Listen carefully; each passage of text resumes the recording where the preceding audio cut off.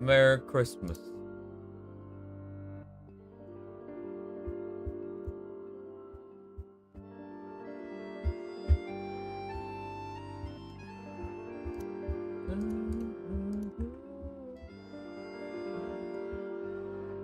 Oh yeah, yeah. Oh yeah.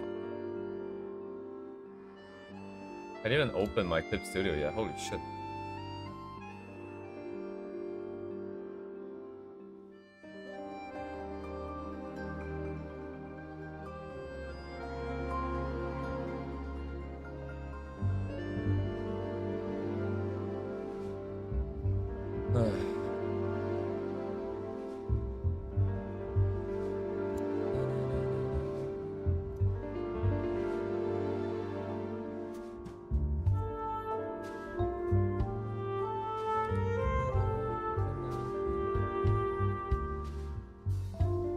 Did I press it yet? Oh, I did. Okay.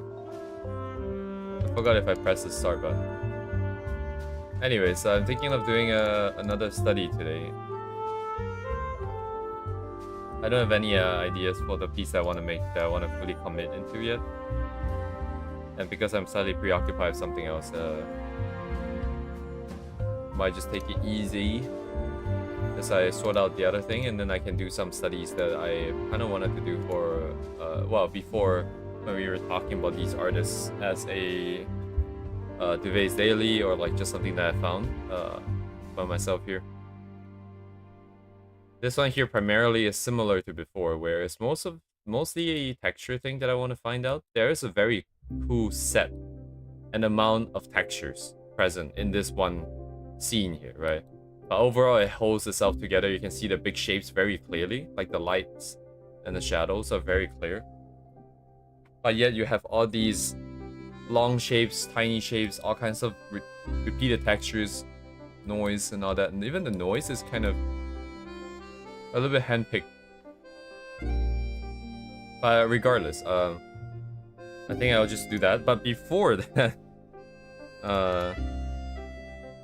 I was thinking about more comps, because we have these guys. But I was also thinking of maybe if what would it look like if the scene was, instead of using like some, how do I say this? I guess I don't really know what is it that I'm exactly feeling here, because I don't see it too clearly in my head. But I'm thinking of those. I was thinking of those big ring structures where it's used to simulate gravity, right? And then unless you want it to spin really fast, you kind of need it to be a little bit bigger so that you can have like whole cities of people staying up there with g equals to 1.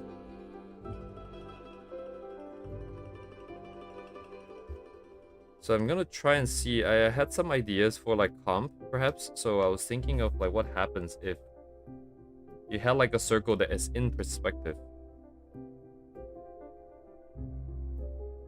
Let's say it's this kind of a ring thingy. But what if it's like a huge circle? Oh, well, what if you're viewing it from like the bottom of one of these places or something, you know?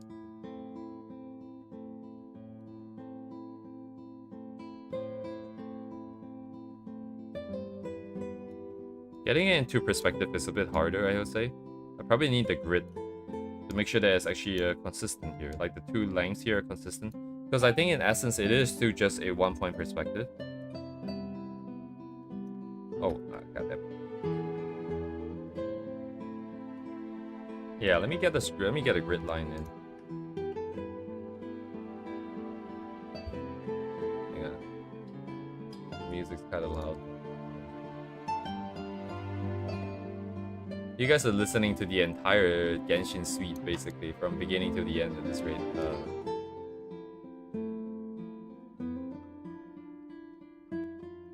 That'd be a bit loud, I suppose. Now you guys started at what? Onset, Liyue, Inazuma, and then now we're in Fontaine. How far does this go, actually? Oh, all the way to Natland. Okay. Anyways, right. You get a 1-point grid.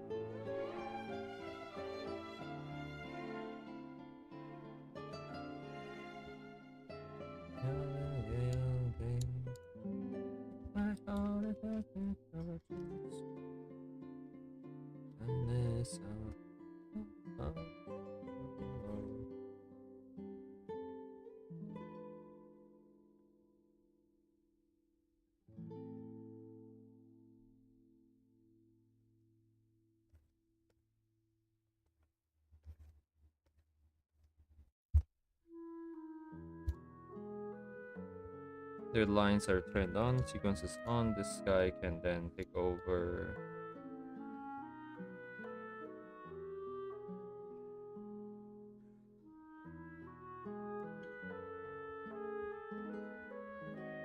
I want it to be... How would it look like? So this needs to get pushed forward. Alright, this is very aggressive.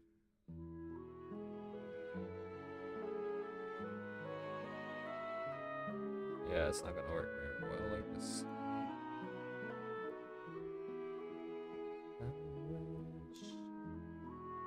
How do I fit it into the thing?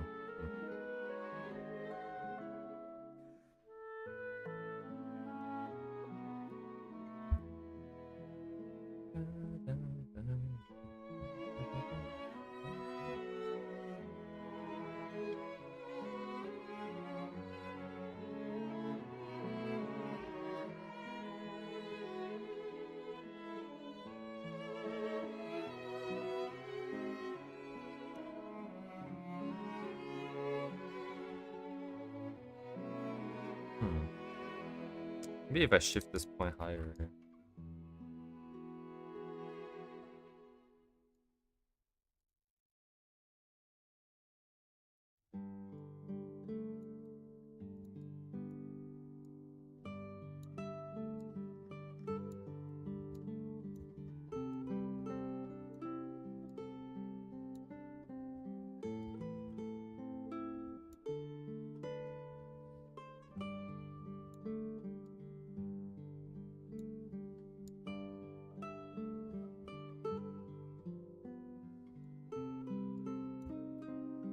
The grid is both kind of holding me back and helping me. I can kind of feel it, but it's kind of janky to work with the grid because I can...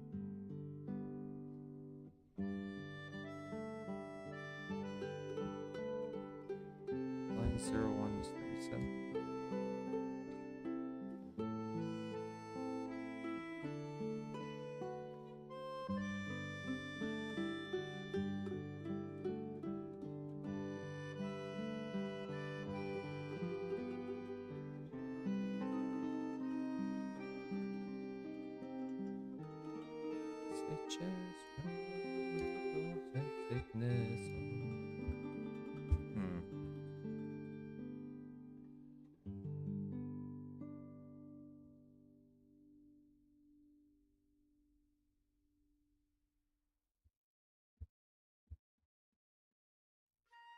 I'm gonna grab a copy of this.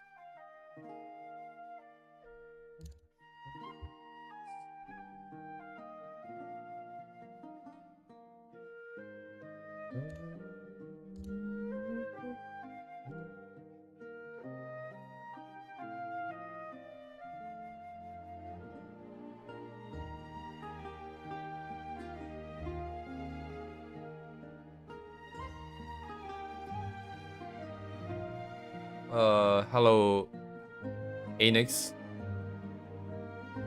Anix? Sketch, hello? Anex, perhaps?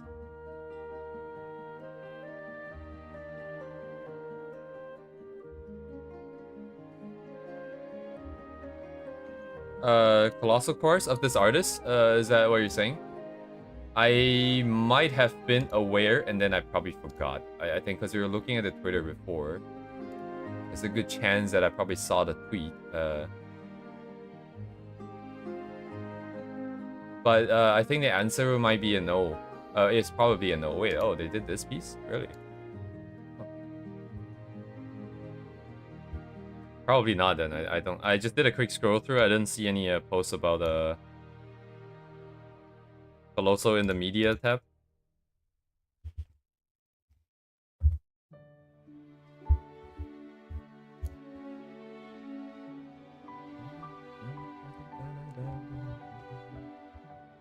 Looks kind of good and bad at the same time. What? Oh.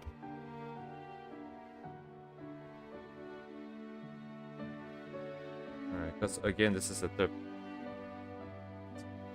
party point of view here.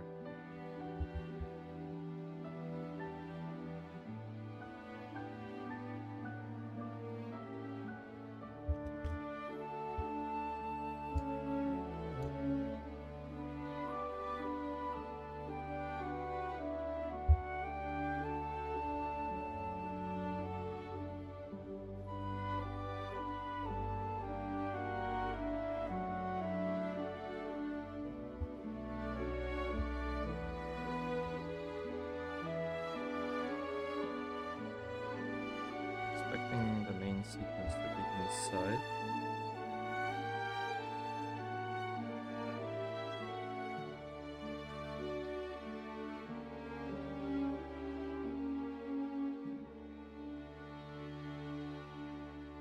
Oh, that one has to be sorted out perspective-wise, but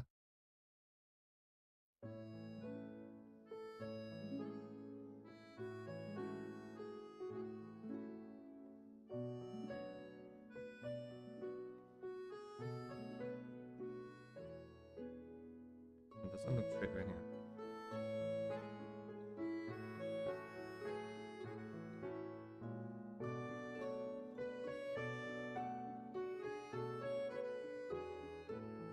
Well, it depends on what you want to do, I suppose.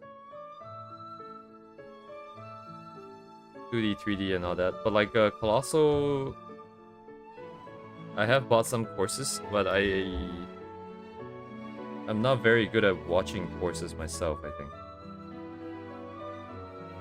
Like, I feel like a lot of these courses, like, especially, like, the ones that I've seen, at least, what they always do is they start from the basics, because they're trying to cater to everyone.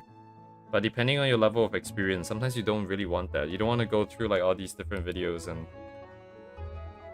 teaching you, like, the perspective grid again. You know, you could skip it. Sure, but it will mean, like, a good part of the course is kind of not very useful for you. And then I suppose maybe there's a chance that like some of these things are maybe they're using their own ideas and lingo, so you kind of have to go through them again or something. I'm just kind of guessing a little bit, but from what I personally, I would rather take that money and then find like someone really good to do some critiques directly, like a one-on-one, like we did a little bit of that. A little bit offered that. Wow, okay, that's a great phrase. Anyways, what in the world is a little bit of that? But we did a little bit of that. Like what? Has it been a month now? Holy shit. Where we found like a Japanese artist for like a one-on-one. And like I think I learn more from that one-on-one more than I ever will from a course. That's for sure. So it would depend on what kind of experience you have. It would depend on what kind of stuff you want to learn and you want to be able to do, right? If you want to get a course or not. If you're starting from scratch, you want to do art, then getting one of those art courses from any of those artists, I imagine, would be pretty good because they're teaching you from basics. Well, kind of. As much as they can teach in like a total 30-hour course.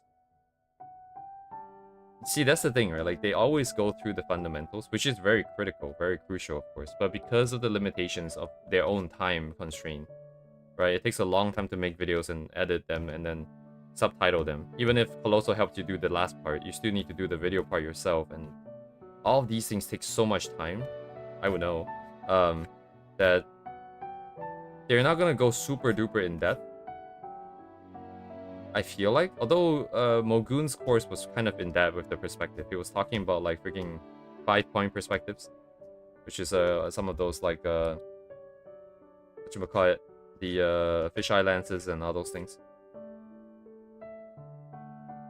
Anyways, if you want to interrupt me, feel free to interrupt me because I'm just gonna keep ranting on. But without information, I'm not 100% sure what's the best course of action, I suppose, for you.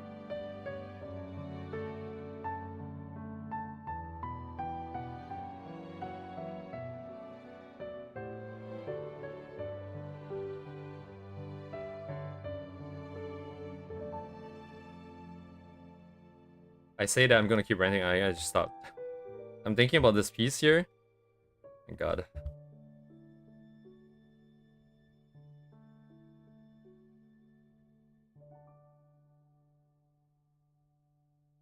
Do I know any good course, right?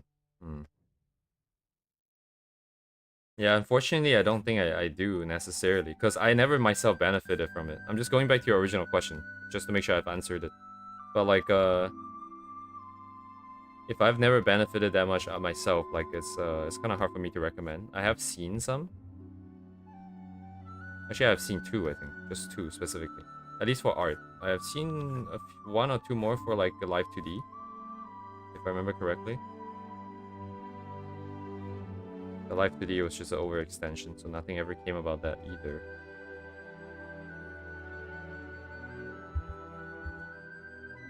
Yeah, I guess I shouldn't be doubling them. It's a bit lazy, but I was gonna just actually kind of knock most of it out. I'm wondering if it doesn't look very good because of the setup here. I want to do something with the ring, is the thing. Maybe I should just paint. What do I want? I wanted something that shows the skill. Like, maybe it would have to be something that is kind of absolutely insane. Where you only see a tiny part of it, and even then it's like very tiny details, and then in the far distance, there's the corresponding other side of the ring or something. Kind of like that.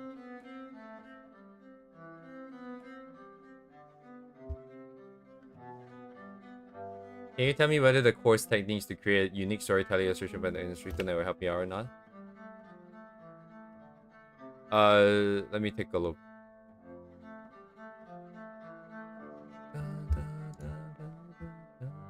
Oh, my bad. Sorry, your messages didn't load for me.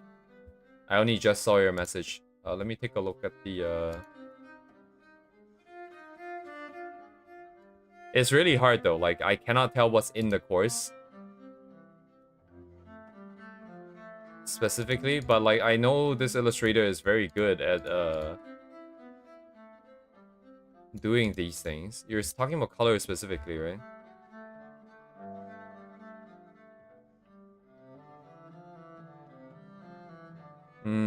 Whether if it'll help you, right?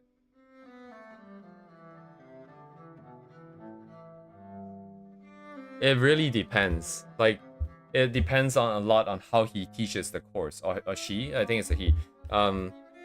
Because like color is very critical, right, in what they're doing here. Like all these pieces, they all look very good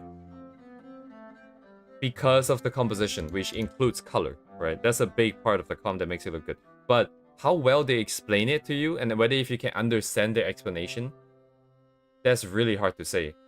Like, even if they explain it to 110% of their ability, it doesn't mean that it will make that much sense to you.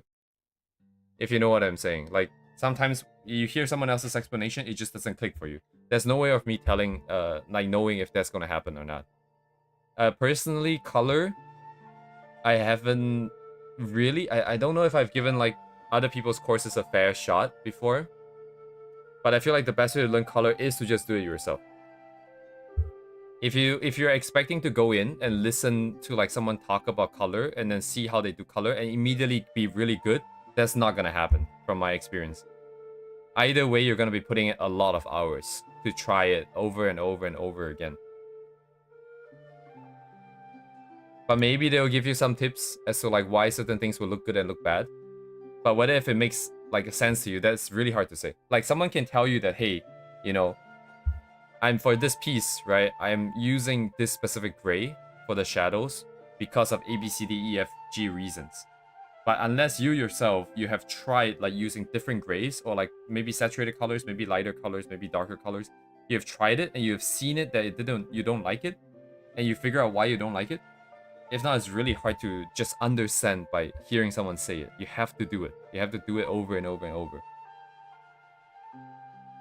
I think most of the sort of benefits from these courses is to just see the general process of the art. Because a lot of people, they do things differently. Like maybe they use 3D, maybe they use photos. Maybe they have special brushes that does a very specific thing. Maybe the layers are set up in a very specific way. That's mostly what I go for the courses for. And then I think the other stuff like colors, composition, they can help. Whether if you get it or not, depends. It's just all experience, I would say, like, at least from what I've experienced. So it's hello Duvay. Oh my god, you're early, Duvay.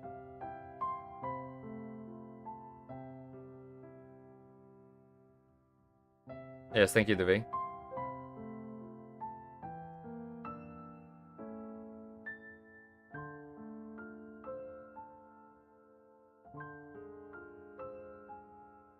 Oh, you know what would look good for this, for the comp, is that everything is pretty dark, but there's a very light ring that suggests the what's happening here. But then we have like a character kind of going through the middle. But then like you do need the thing in the middle, don't you? Otherwise the ring is just a ring. Alright, let me take a look at this duvet.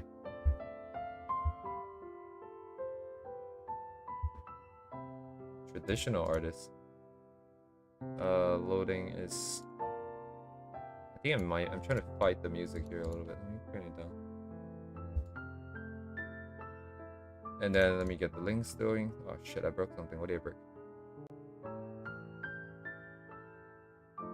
What? Oh, okay. Sorry, 1 second. Stupid as everybody's trying to make some weird stuff happen with their tabs. That's my Discord. Here.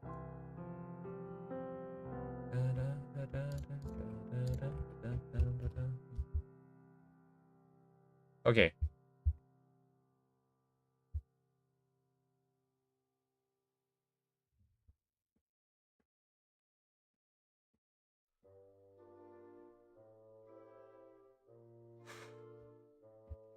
Three-quarter view.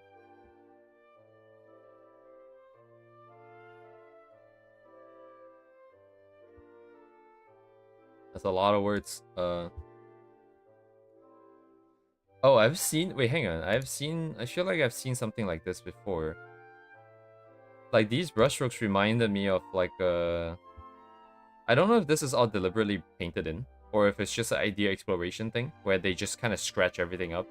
And then he or she is trying to imagine the pipes from the massive scribbles. Because I feel like I've seen people do design like that before, where they just scribble like crazy. And then they try to get the big silhouette, the big shapes, in a specific direction, and then make use of the internal scribbles for like details.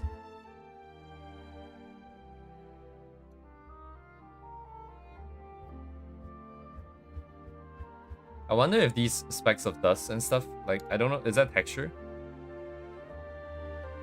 Oh, okay, I see. It's only, those are probably painted, then I feel. I thought it was across everything. Maybe they had a dedicated brush to drop in those very specific shapes.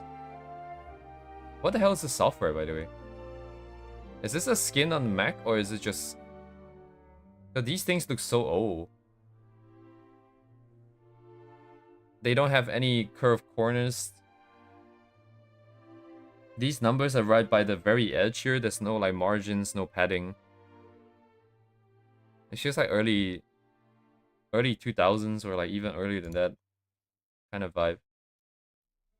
Maybe a dedicated skin from Mac.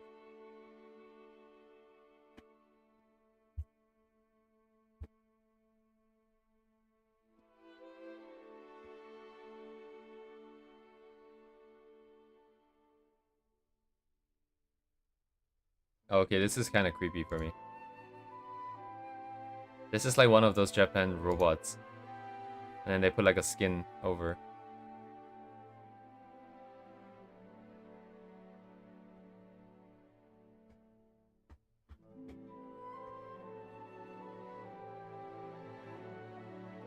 And everything here is like pre-2000s or something. The UI, the game station, the design. Tamagotchi over here.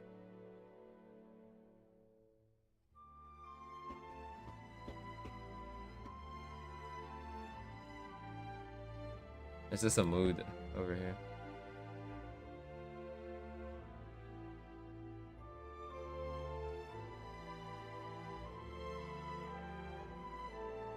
Autodesk Sketchbook Pro 2014. I wasn't even aware Autodesk is like a drawing thing.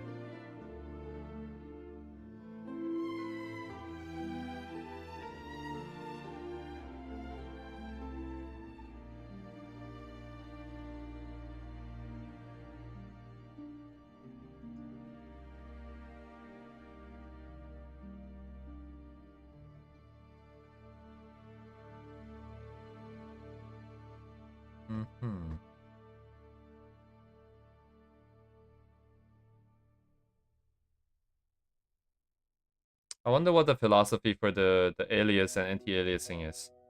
The objects and props are all pretty intensely spiky. The characters are a little bit more defined, and then the blood itself is the realest things, I suppose. Like, it's more blurred out. But it has the highest fidelity on the edges. It doesn't have the non-anti-alias look. This guy's name is Pooh? Anyways,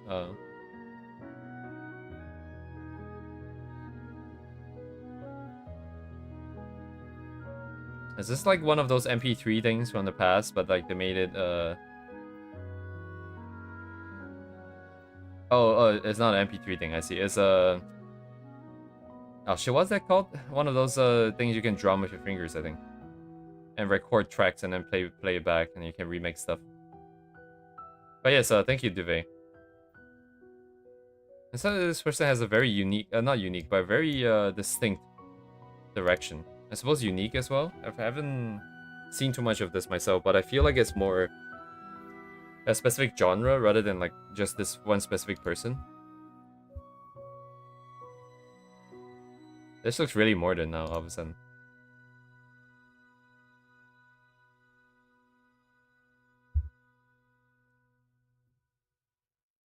Oh, let me ping one thing here. I'm gonna ping one. Oh yes, Duvet, thank you. I'm trying to...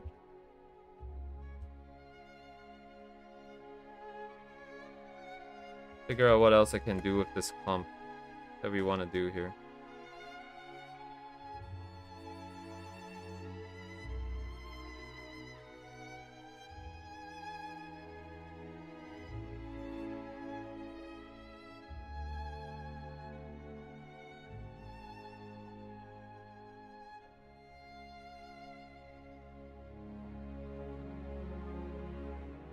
Different scaling and then...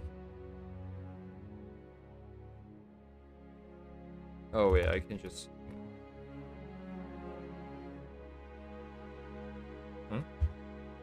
See.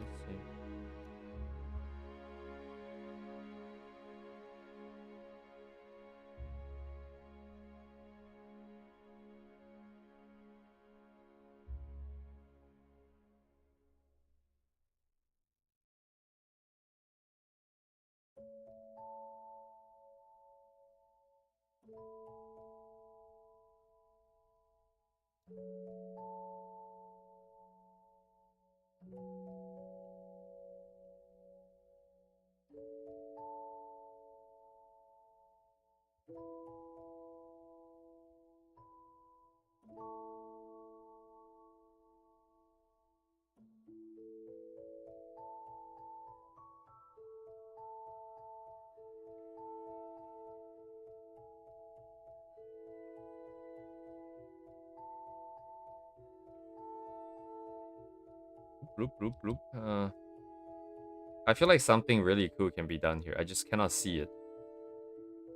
With one of those satellites ideas where you can live in the satellite, where there's a giant ring that's always spinning, right? This pipe probably is too big or something. There's something here, I'm sure.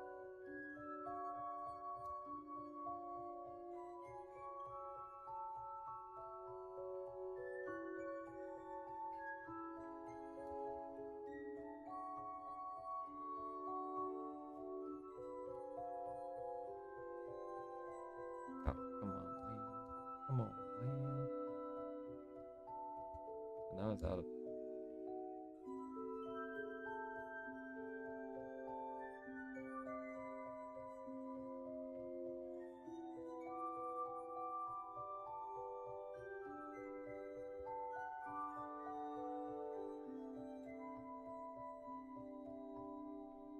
No, not that, right? It would have to be this to really push that scaling up.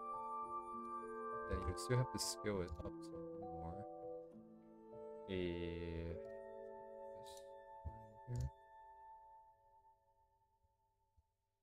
Not you then. It would be this.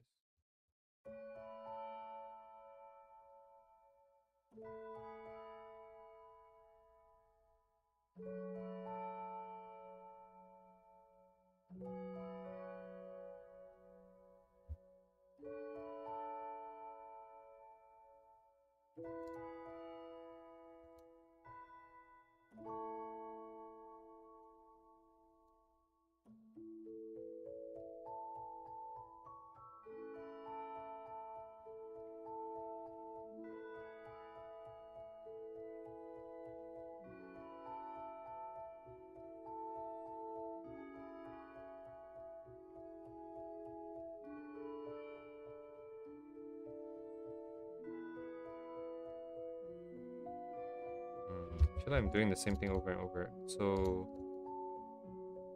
I want to be on the surface. If that's the case, then I wouldn't see the bottom. Right?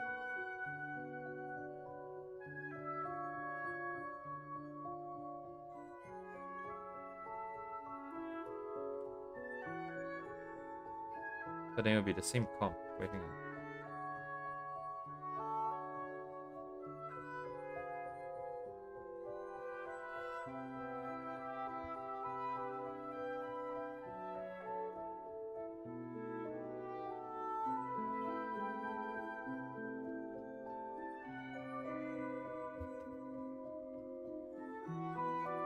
Yeah, I see it.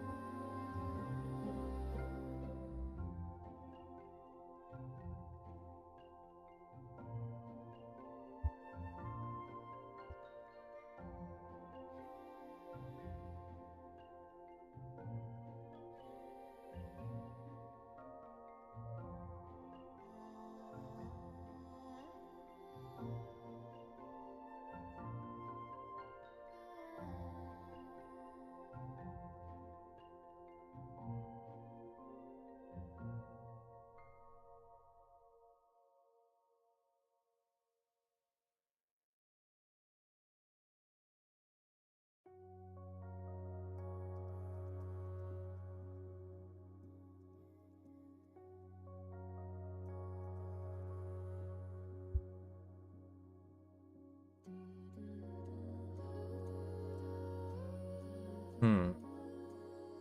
No idea. Anyways, just ignoring this for now. And get my new study set up here.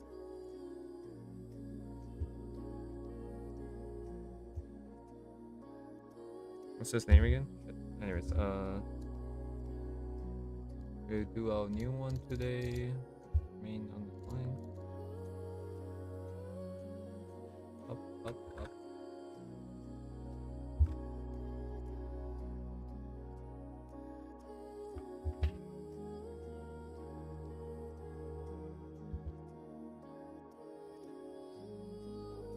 This one has more colors, huh? I guess we're dealing with colors then. So what study is this? I do just want to look at the trees mostly.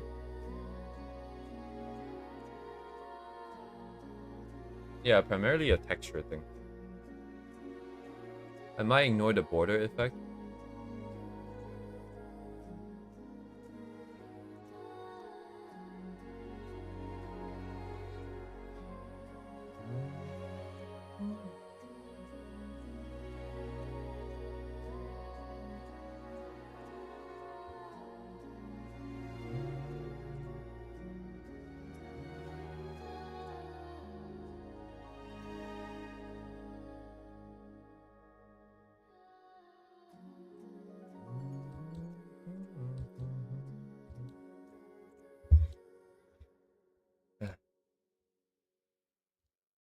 guess, as long as the line is active. That would be a problem.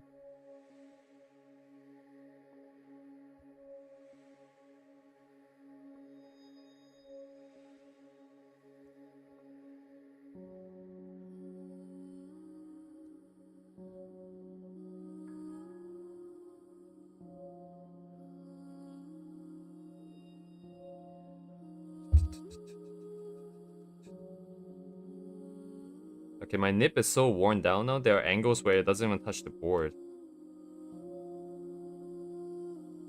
Can use this for a little bit longer though, I think.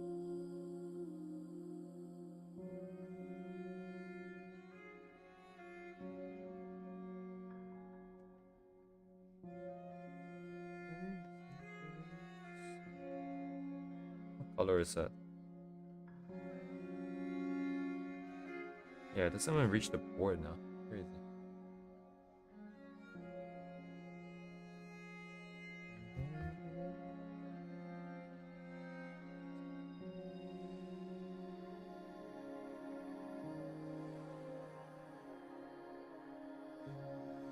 Darker blue.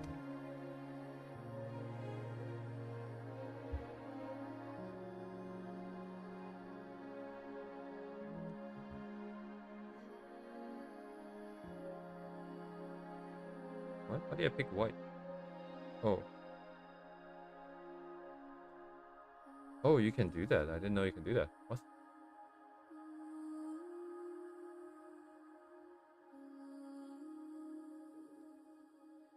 Let's do main block in first.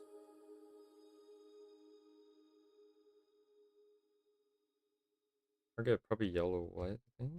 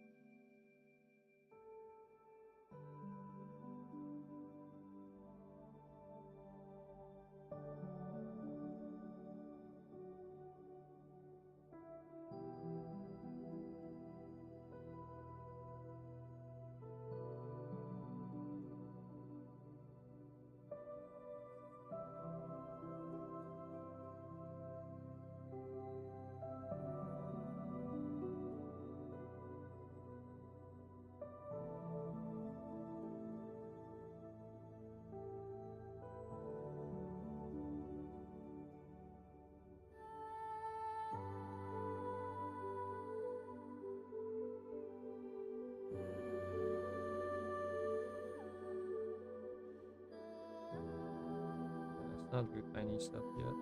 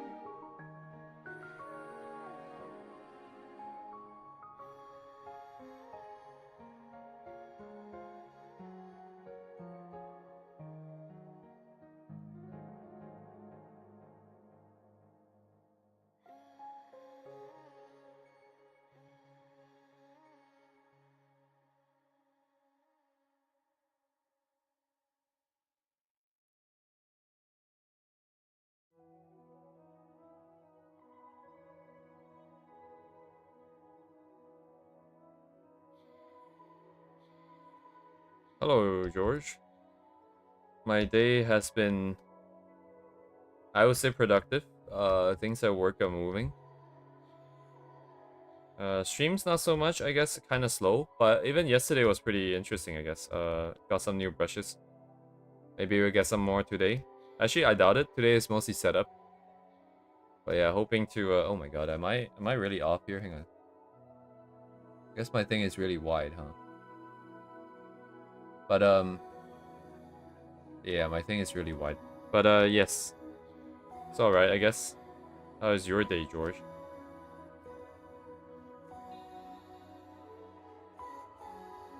Let's squish this in a little bit more. Oh, this notch does not exist.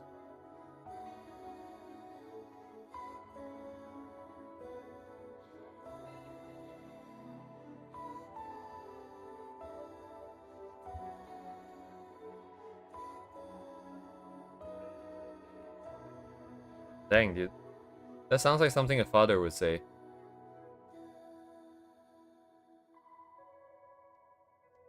Yeah, my kids.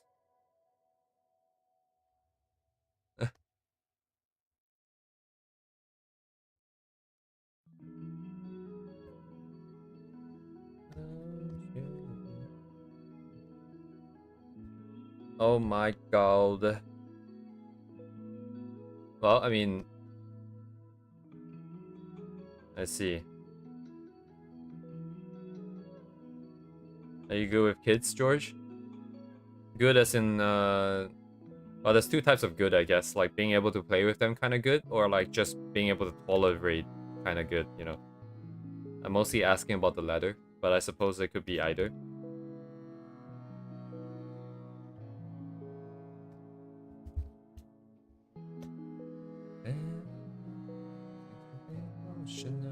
Okay, my scaling is off because the original is actually more squished. I'm just gonna squish it.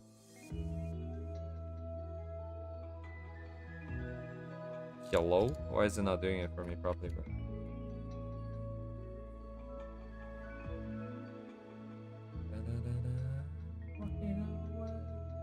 Too much?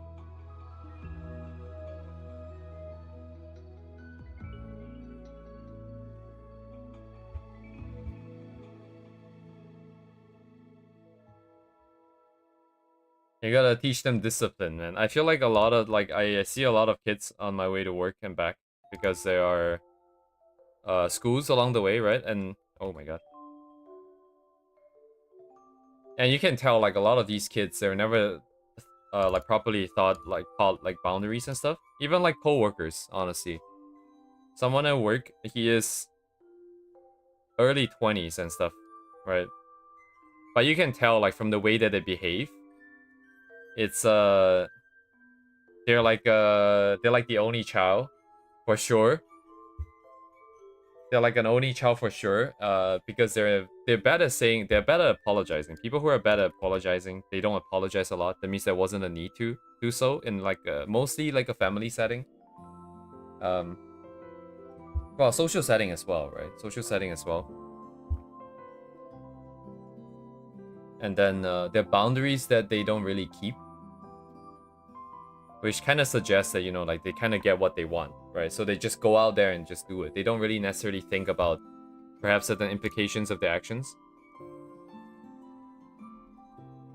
And the problematic thing, I suppose, it's not interesting, is that like if your parents don't teach you, if you as a parent don't teach your child, no one in the real world is gonna teach them.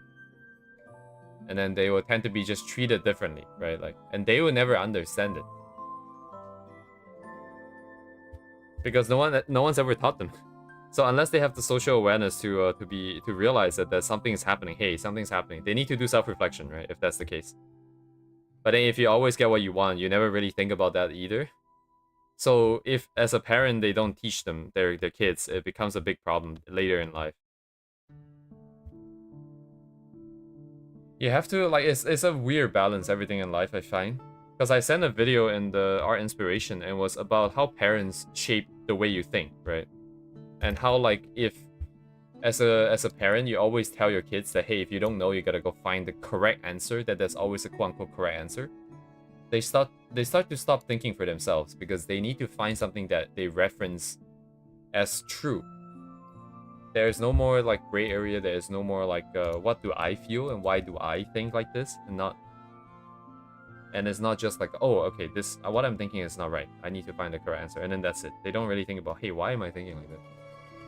And I have the same problem because I was looking at song lyrics today, and my first instinct was to find what someone else has interpreted the song's lyrics to be. And then I immediately realized that I'm exactly the same problem because I was just looking for answers right away instead of giving it a shot myself when I can understand the language as a Japanese song. So that was interesting, but I still didn't really get the song. Still too fun. I mean, there's a difference between giving it a shot and not knowing versus not trying at all. Mine's a skill issue, but at that point. But anyways, kids. I wonder what kind of parent I would be.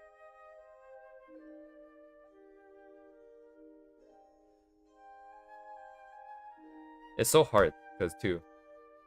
Man, everything like a lot of blame can be put on parents, but at the same time, you can't really control a lot of environments. Like in school,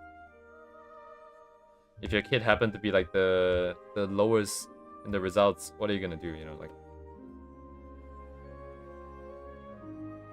Anyways, you don't have to reply, George, if you're gonna do something.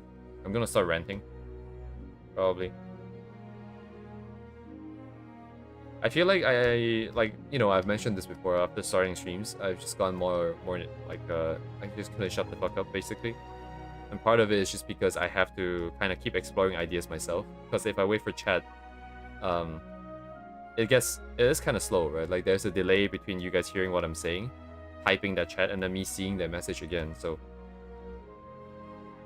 I tend to just kind of explore ideas on my own here, and as a result, it's just gotten a lot noisier. I forgot why I'm talking about this again. Something else I want to say. But oh, right. But it wasn't necessary. I just realized that it isn't necessarily that I want to say too many things sometimes. It's just it's easier for my brain to not have to terminate the sentence and just let it go and see where it goes. And then if I start focusing, I might just shut up like all of a sudden. I don't know what the plan is for this one. I primarily just want to look at the textures on the branches and whatever this white blob of stuff. So it's like sand and wood, I guess, is what it is. And then the background I can paint directly. It is interesting. It's definitely gotten to the point where I'm not afraid of painting anymore. But there's still obviously a skill gap. But at least now that we're here, it should be much easier to go up from here rather than compared to before, let's say. Try to use some of the brushes that we got yesterday, not necessarily try to replicate exactly what we're seeing here.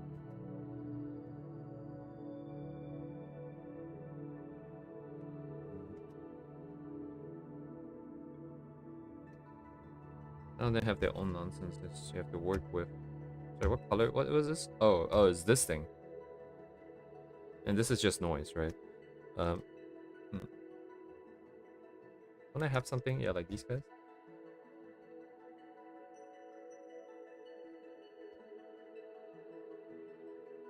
Oh, wow. Where's my cloud brush? I swear. Oh, it's here. It's these guys. Never find anything. I keep shifting brushes around. I cannot find anything.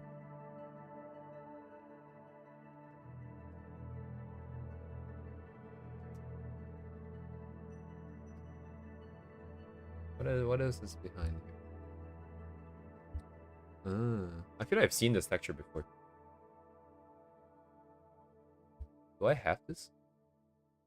I don't think so. Oh, there's a distinct difference between their implementation here and ours. Again, it's the difference between a soft kind of edge and like the hard kind of edge. All the textures are very hard and very confident. There's no ambiguity. There's no like this kind of breaking up. Actually, no. Theirs is also kind of more broken up at the same time because of these brushes here. Right?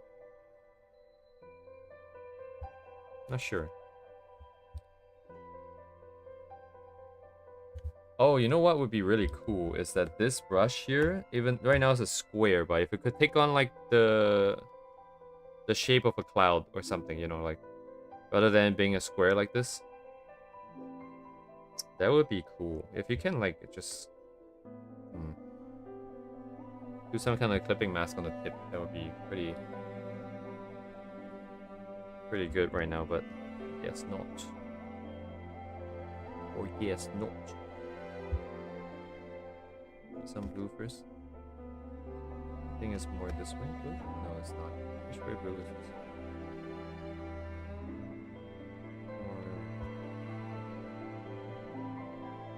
Or... It's a bit too green.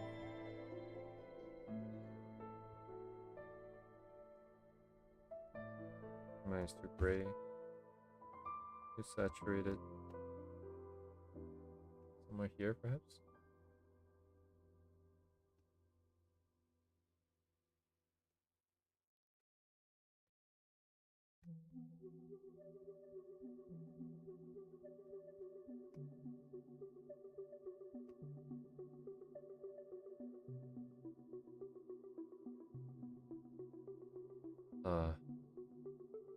More concrete block, right? So this is probably the only one I can do that with. I'll still have a little bit of noise in there. We can have a bit of that.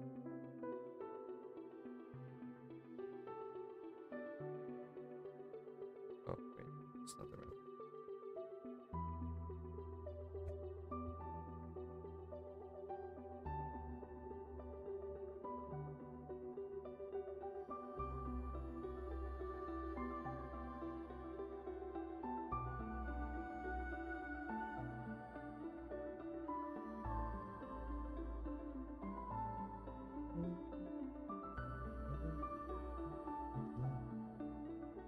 Yeah, but this edge here, it's alright, I suppose.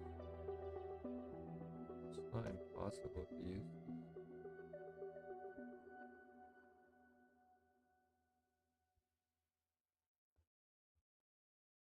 What is this thing good for, though?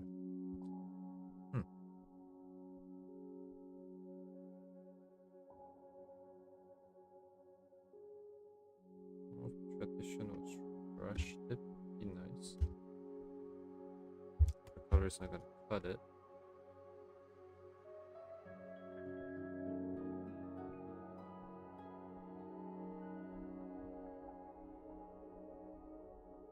Surely there's something I can... What do I want? This mixes, right? I need something that's hard-edged. No, something that just doesn't mix would be fine. Going through my 10,000 brushes here to see if I find anything.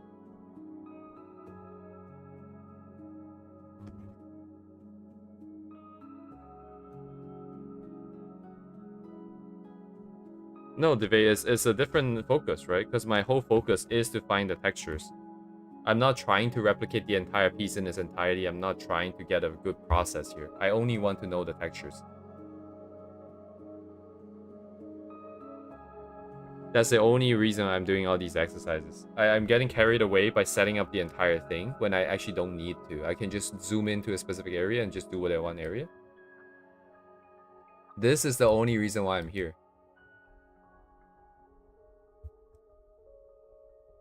I think again it goes back to like just the focus of it.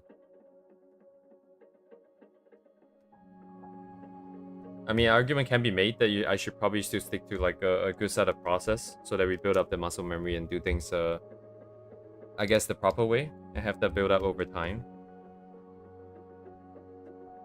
But I also don't want to think too much about stuff that is not that important, like in the sense that as long as we get to the end right now and get some kind of brush or some kind of idea for how to emulate this texture, then that's a win in my book. That is a successful study here.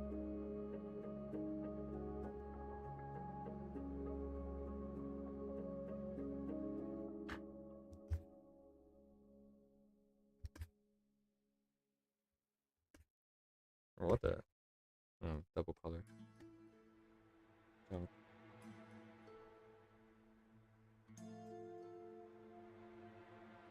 I thought it had something in here, but I guess not.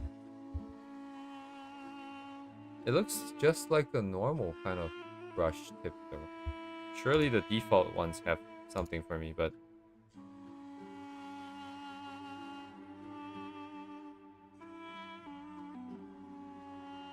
Ooh, what is this?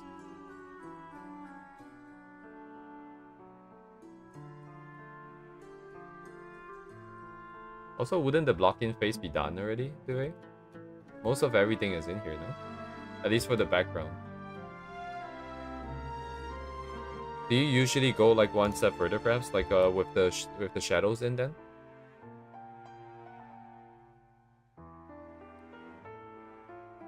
Because there's also the option of blocking in with texture brushes too, right? In the first place, then you will end up with a good base layer that's kind of noisy to work with.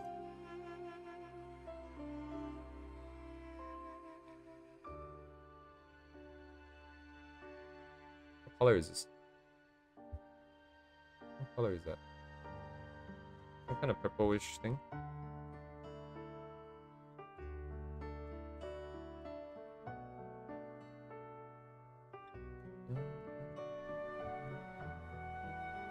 I don't know. I'm getting psyched up by that.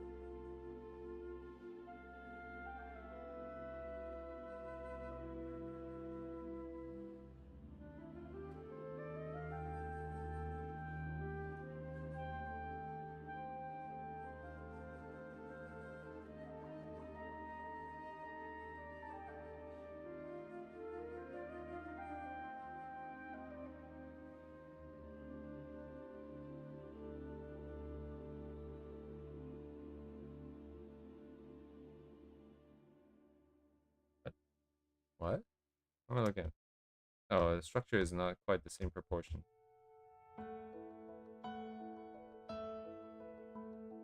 Yeah.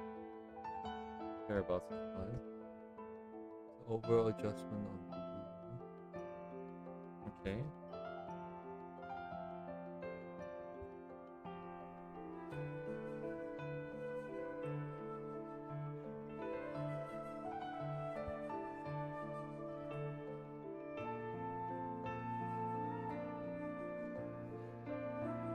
The target is here. This seems to be pushed up.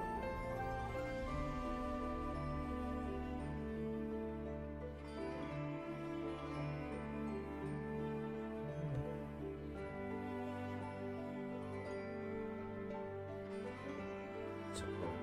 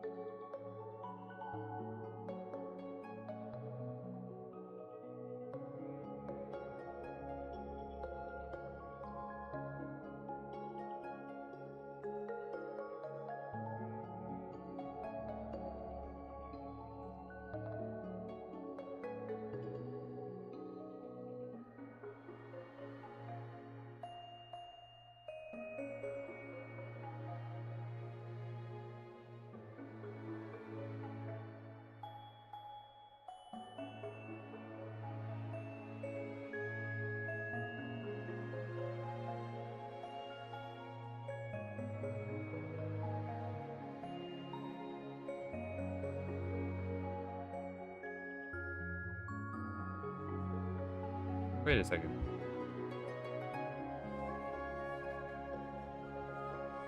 That was correct. Oops. I forgot what color am I painting again? I'm painting the darker ones? Oh, okay. Why is there a difference between the top and bottom darker color then?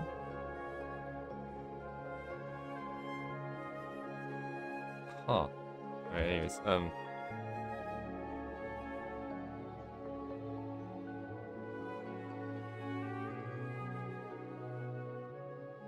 hello, Uni.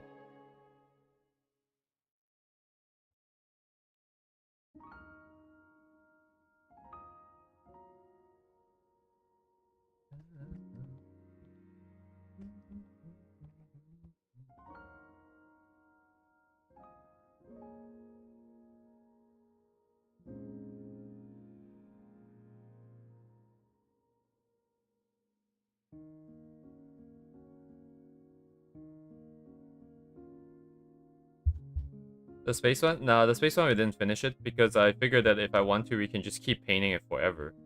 Because it is a 3D render that we're trying to study. And I got some brushes out of it. I discovered that there are some interesting brushes in my brush thing. What do you call this? Toolbox? But and some of them seems pretty interesting. So I have just kind of left it as is. I think it looks like this right now. Oh, it's over here. It just looks like this. Right. I think there's some takeaways from this though. There are definitely some takeaways from this. What did I write down here? Let me check. I realize it's not very effective. I don't remember it, but right. I figured that the noise that I kind of like, I think it's just those very hard edge kind of. We cannot have like soft edges. It needs to be fully committal. But the values that those textures take on could be very subtle and still suggest form. But the brushstrokes themselves must have that very clear edge. So some textures are just really hard to replicate if you don't have a brush.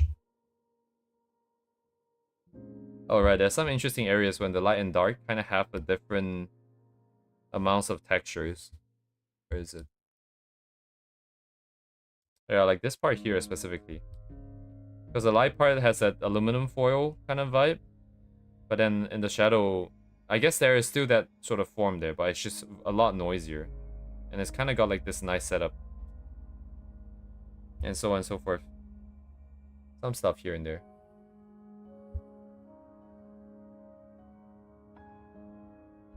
Yeah, I did leave a note saying I should be more targeted. But this is not necessarily...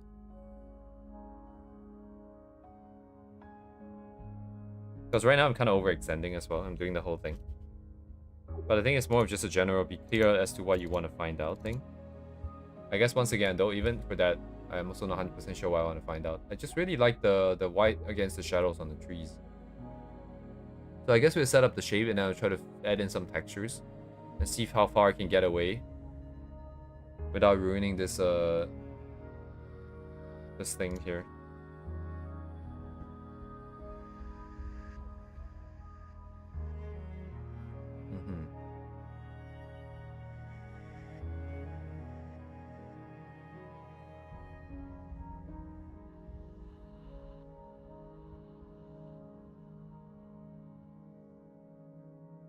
Oh. Oh, I hope it goes better this time.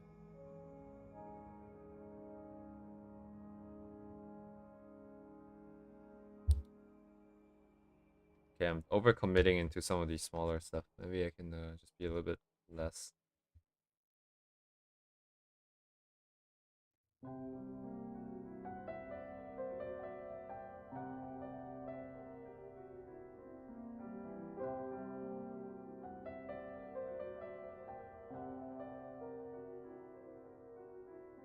Are they fixing it again? I'm guessing that's the only reason why you ever send it in.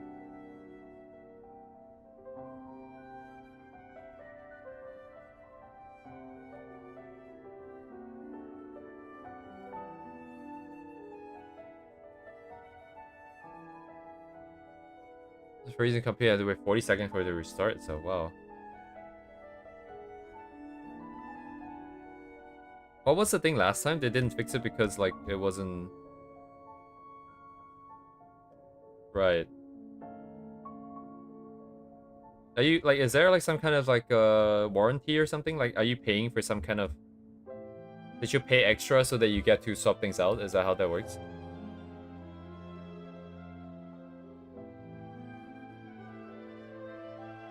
I've never paid for those, although I also don't really buy anything.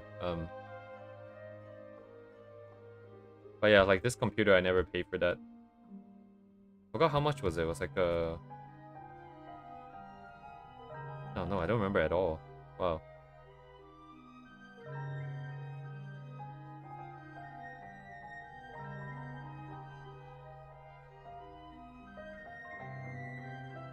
I kind of like these patterns, like, pretty cool.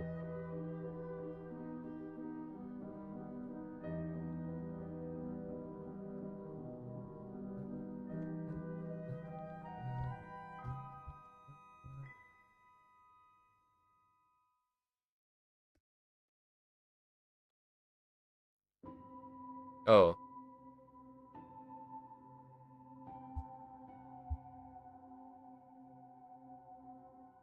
I see.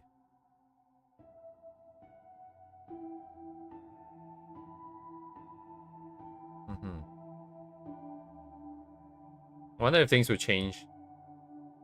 For better or for worse once the new CEO gets started. Oh, has he already gotten started? I have no idea.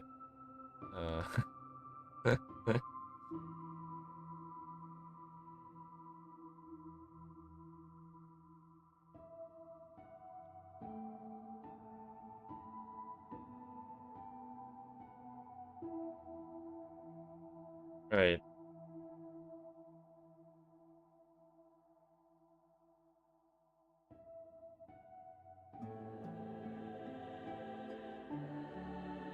Yeah, they didn't get to become a trillion-dollar company by giving out a bunch of free iPads, I suppose.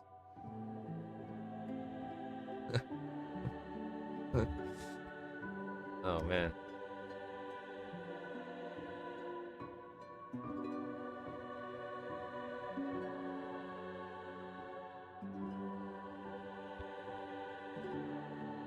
What, for like these lines or like just in general?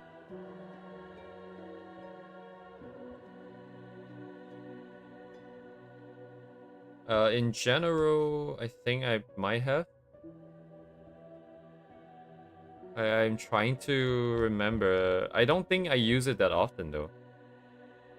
Definitely not often, that's for sure. The instinct is always just to paint directly. So I'm guessing I probably don't.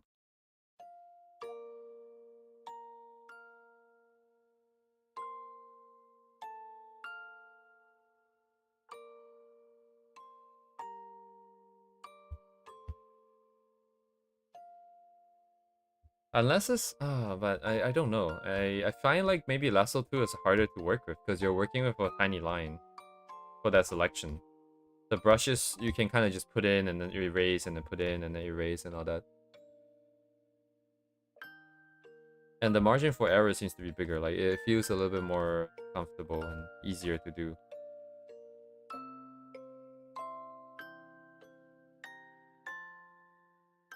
Right now I feel like some of these shapes probably should be done in a different color or something, but this feels really natural for me. I don't know what I'm doing, 100%. I'm not I don't really know if these shapes necessarily make sense, but they just feel very agreeable. So I'm actually kind of enjoying this process without fully understanding right now.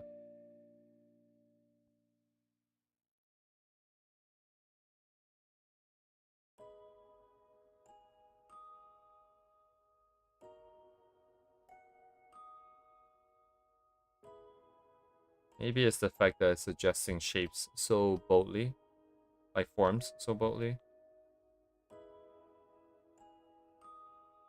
And I guess I kind of agree with the forms, at least.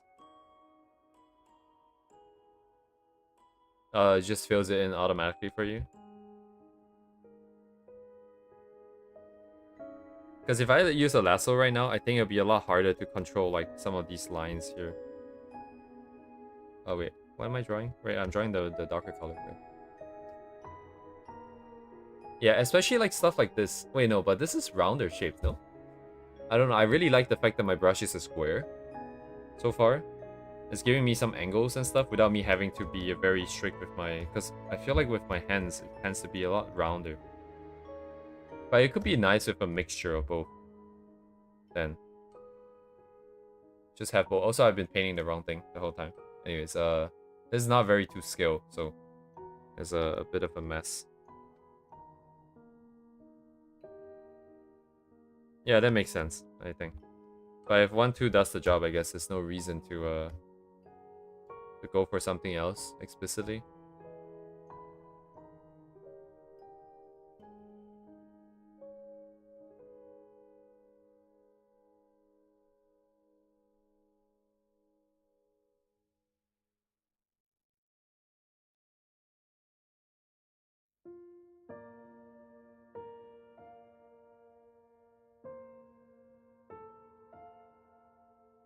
I don't want that. But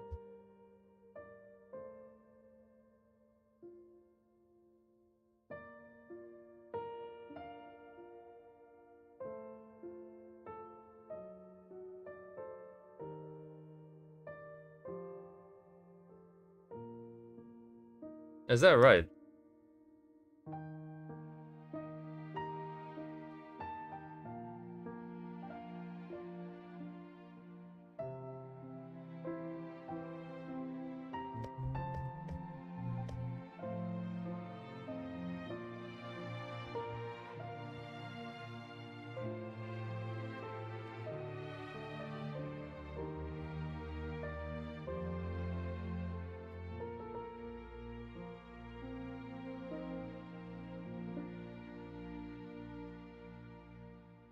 I feel like primarily right now it's just I don't know what shapes I want specifically.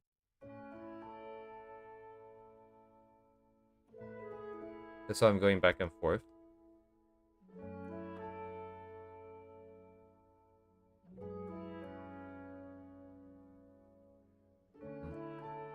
And then the bonus with the brush is you get kind of these jagged edges that I can leave in.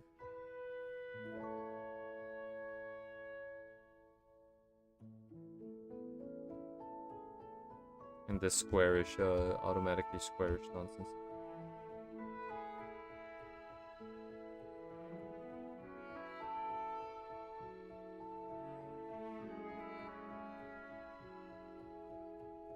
Kind of thereabouts, but I think this is...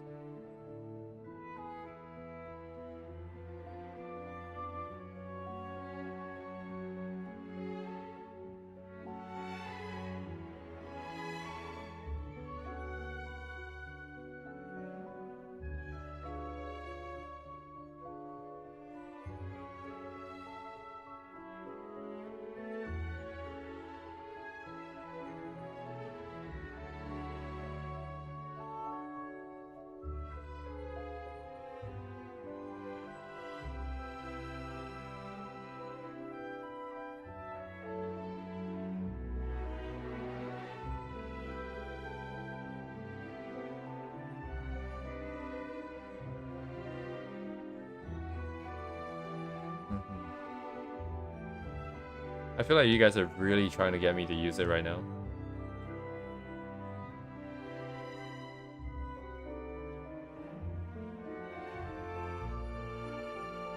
But I feel like in the grand scheme of things, it's not really that critical, because the main problem is the textures and all the other parts of it. The blocking, even if it's a bit slower, I think...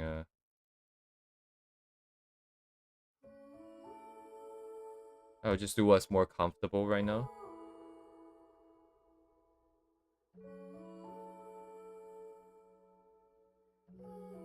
Oh, are you sure? What do you mean, Duvet?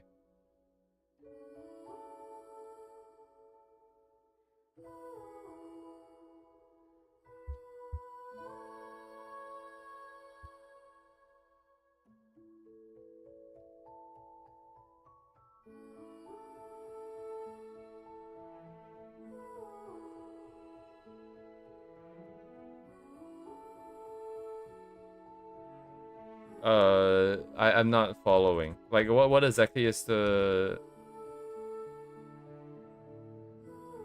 What's the gap here? You never think about textures? Okay. Do you not, like, try different brushes with different textures and, like, different ways of adding noise and stuff like that? No, I get that. Like, I don't know if you heard me saying it before, but, like, it's... Maybe, yeah, there is definitely a gap in the way that we think.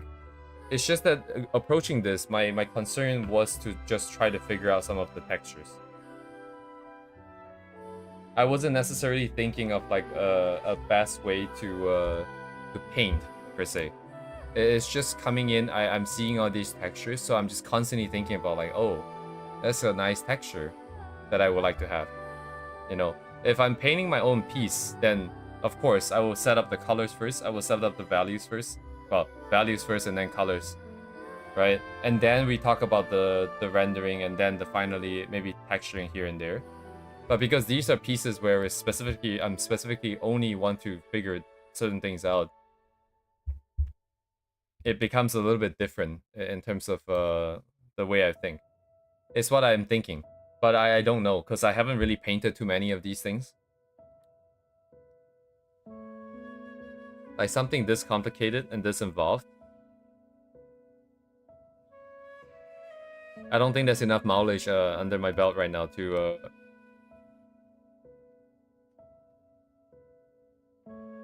really get an understanding of like, oh, if I did color textures first, it's gonna have a bunch of specific issues.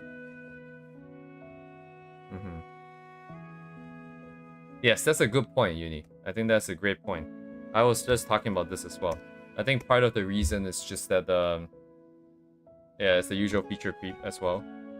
We should probably target some specific areas. I remember in the past I did like it's like a one piece with like Sunday from... Oh shit, was it from Wuhan? Wait, Or just looking at one part of it. Yeah, it's I understand. Like this looks very sort of disorganized. I think from what I'm saying versus what I'm doing. Oh shit, that's okay. Oh, nobody tell Sonnet. Nobody tell that one Korean girl that you guys have never that even I haven't heard from in a while now. But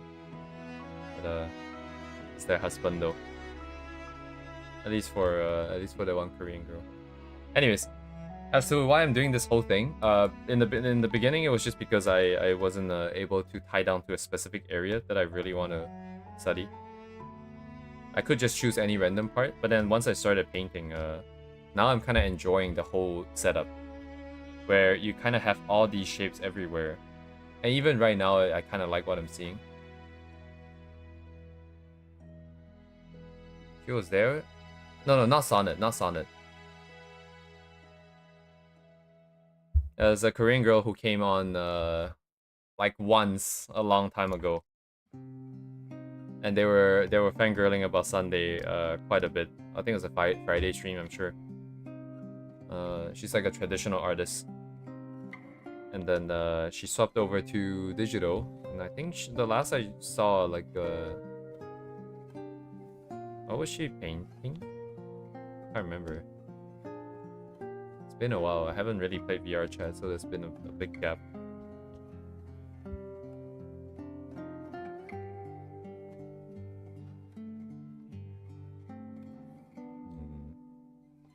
Yeah, I'm not really thinking too much. I'm just coming in and looking at the shapes, and I really like the shapes. Now I got the shapes, and now what?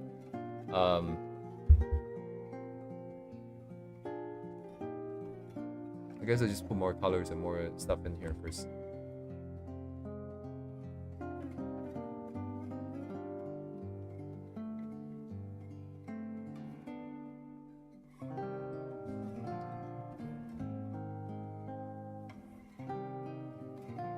I wonder if this is good. Yeah, I'll just go back to something I know. Wait, hang on, hold on.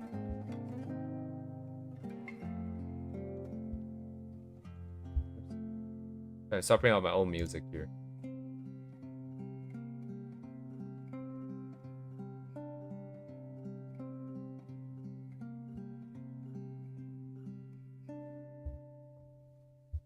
Really? Keyed of our person? Also, I think I get debate what you're talking about. Because I'm jumping back and forth, like, because previously I was looking at the background, and then most of the colors and blocking was set up then, so I already started thinking about textures for the background. But for the front, it was still not done.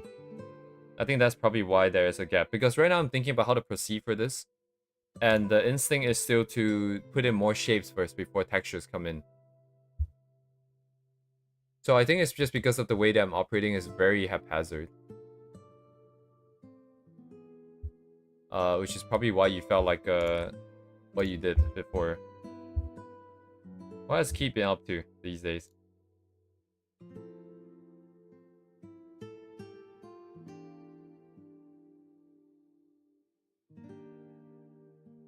Mm-hmm.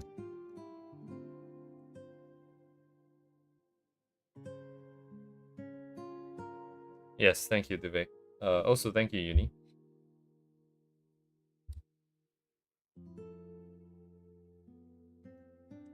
Well, I mean, I don't know what to call.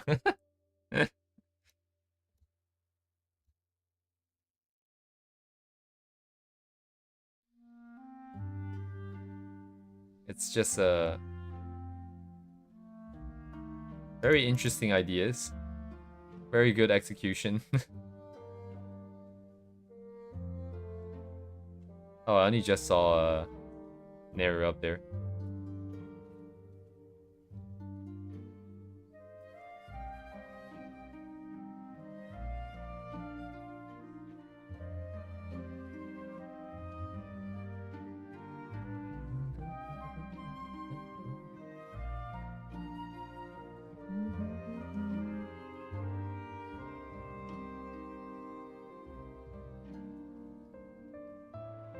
Surely.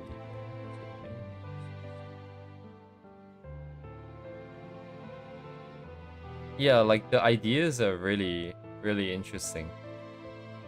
And the execution is also done really well, so it's just great all around.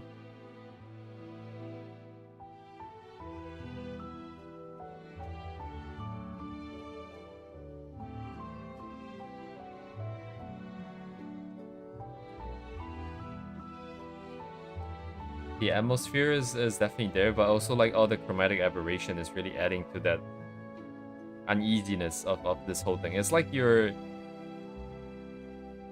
kind of lightheaded, you know, like you're kind of seeing colors and like you're seeing stars, and the environment is just kind of like that all the time, almost. It might, because I guess Miku here is still in her normal state, right? I mean, going off of the song. But wouldn't it be interesting if like Miku also is kind of like dissociating a little bit more than Teto?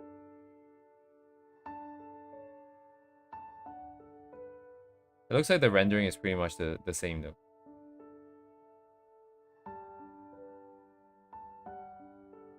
Yeah, even the eyes, I suppose.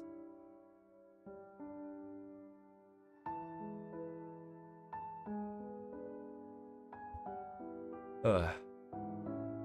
Oh, I think it's based off of the Mesmerizer song. I mean, like the background, I don't know if there's any relation to the background of the song. This is the song here.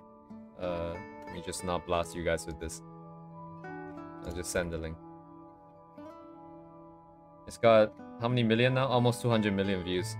This really took off a while back. I suppose you could check it out yourself, but basically it's what they're wearing right now. Neru is not in the song, by the way. Why did I send Keith there? Wait, hang on. Did they not copy? Also, I just didn't send the I didn't send Keith's link, did I?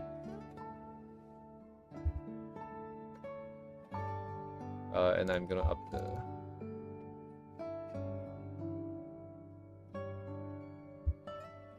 But anyways, this song she kind of slowly goes insane at the end, and I forgot what the song is about. Some kind of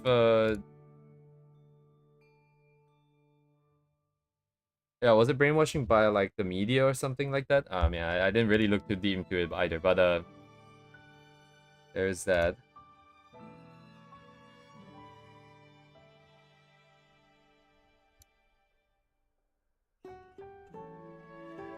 Yeah, I was just thinking, right? They always do Vocaloid. And I'm sure they're a big fan, but like doing a Vocaloid really helps them grow because like there are so many fans of Vocaloid, right? And the characters are so recognizable.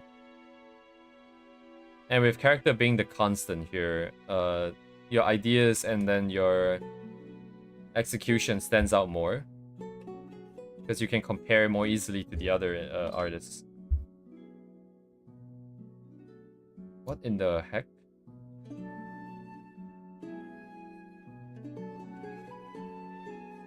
Oh.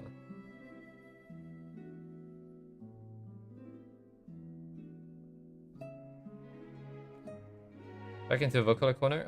I don't think so for me. Currently, I'm just a little bit distracted off of stream, like outside of stream for something else, and as a result, there's just a lack of ideas and not really thinking too much about the stuff that I'm doing on stream necessarily. I'm just kind of going through the motions right now for streams. I looked at this and I was kind of curious because I wonder if there's like a specific way that he joined the hair at the bottom here. Because up to this point kind of makes sense, right? You're just kind of flowing the normal bundle over, but then for that to be enough material at the bottom, it looks a little unnatural for me. But I guess it is what it is, right? Like it is how you're gonna have to, what you kind of have to do to get material down. That gradient mask on the leg.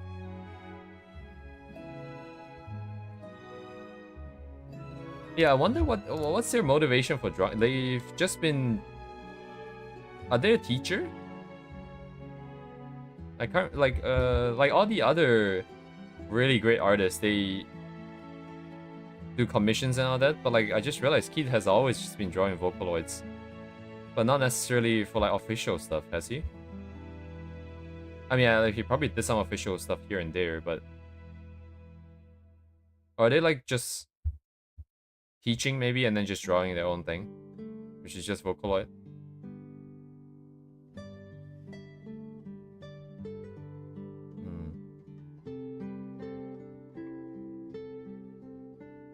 But the output is absolutely insane though. Like this output.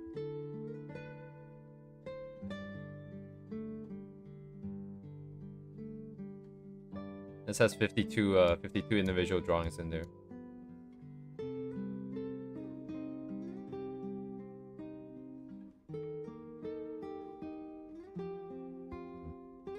Oh, yes, thank you, Yini. I haven't seen them in a while on my feed.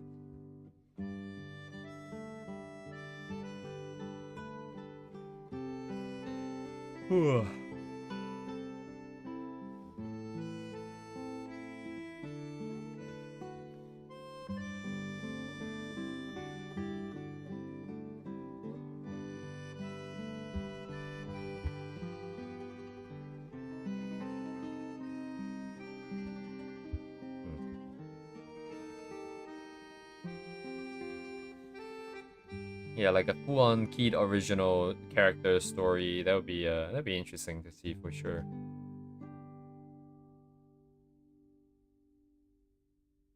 Oh, I only just realized the Lego here. It's like the stats from underneath too.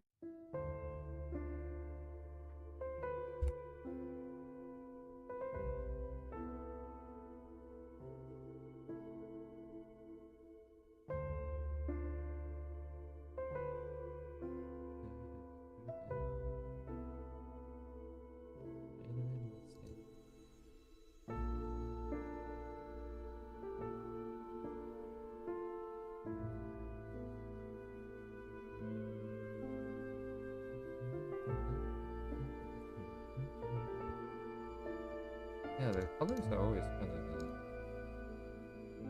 Oh right, that's true.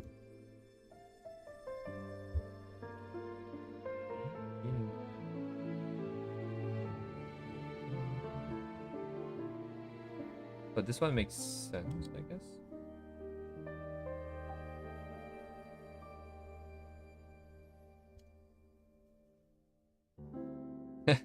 Like, ideas are all very interesting. I wonder what kind of dreams he has at night. It's kind of like oh, I want what they're smoking kind of moment here. Like, oh, yeah, like rendering and all that is really great. If they have like a course on ideation, that will also be kind of interesting. But anyways, thank you, thank you, Uni.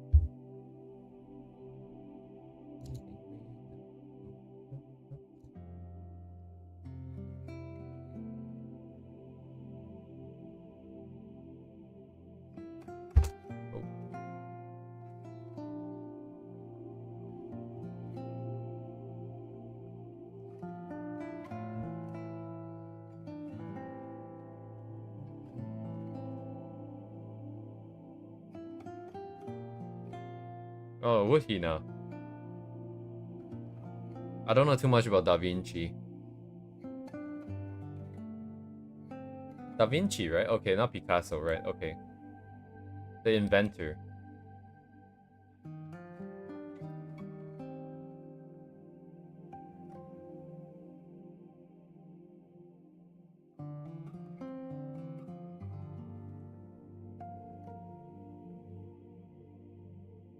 Yeah.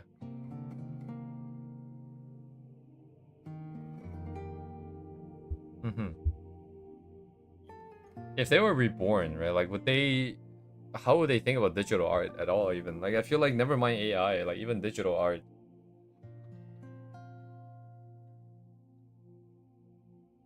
But I'm sure once they look at the effects and the textures and all these things that people can do, they wouldn't be like, hey, that's not real art or something. Like, they'd probably be more willing to explore stuff.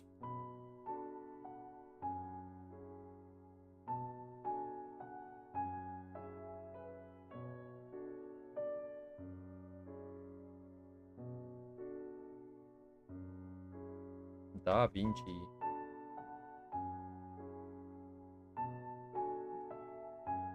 Wait. Oh, I see. I said I was kind of poo-poo. Right, because I left stuff in the thing. Oh, I mean, it's fine. I can just do this for now.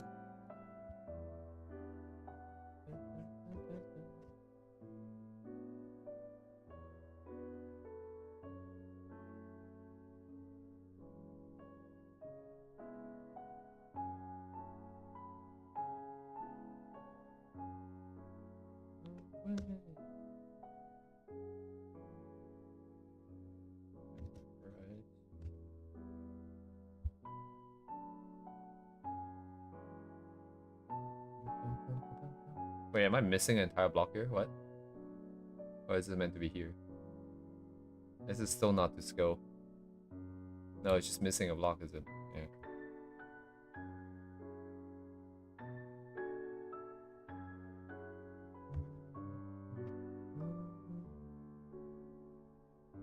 Nani kore?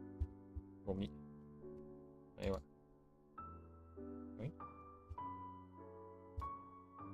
It would be the other setup within. Let me see. So if you force into. Okay. Is there any point in doing this though?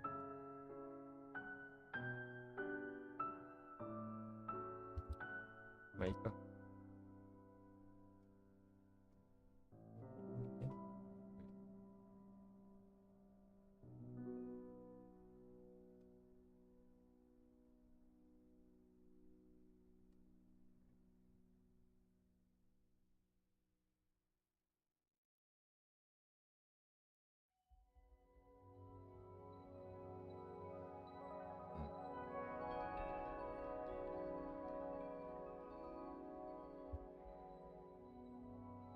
By what logic, right? I guess we should get the values in place first. But then it's kind of pushed down by blue.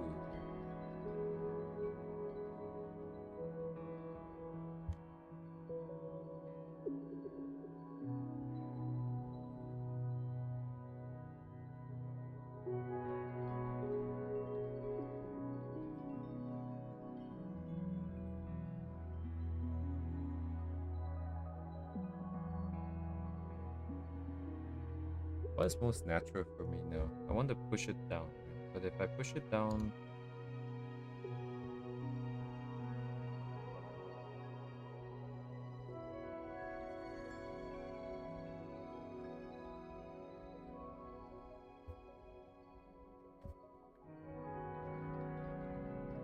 just like that. It's not gonna have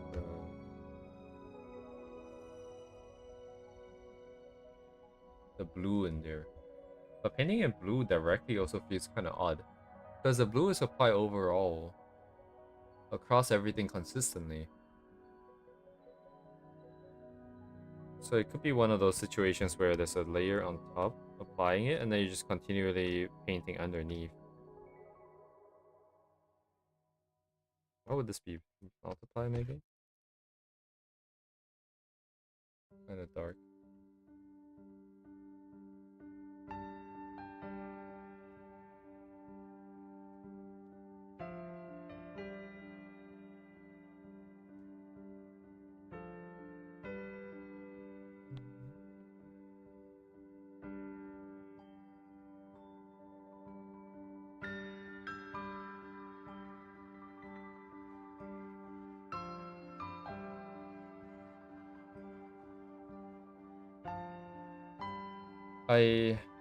Yeah. Other than this, like, this dark blue shadow that's on the right side here, I feel like everything can just, like, so I do this kind of setup, I guess, and then I can just, let's just ignore this for a bit. So now I'll just add more colors, maybe airbrush in some yellows here and there on the shadow. Shadowy side here. And then at some point there'll be enough colors to work with, and then we jump into textures and then just start painting over everything. Right? I think that makes a lot of sense. Maybe we can leave the blue stuff later, perhaps? Which one is darker? Do I want darker or light?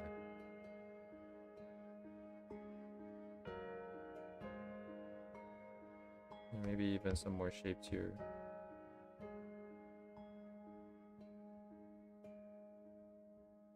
Just one more shapes, but my shapes are not the same shapes. Oops. And then the other question would be, when do the blue and yellow go in? Like, would that be now?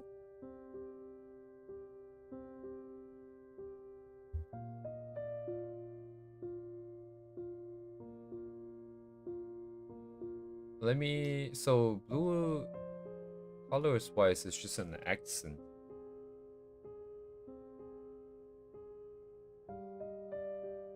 Right, it's not like we have an actual object. So you can place them anywhere you want.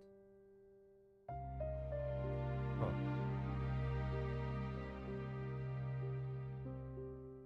I guess you would just... go on top and then put stuff in.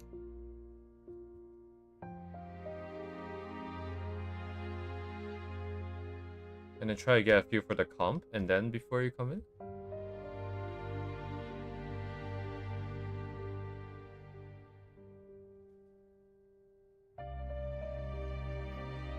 So I think like the confusion is coming from so up till this point it kind of makes sense, right? Like the big shape is just the trees, the big shape for the, I guess, the leaves in this kind of representation.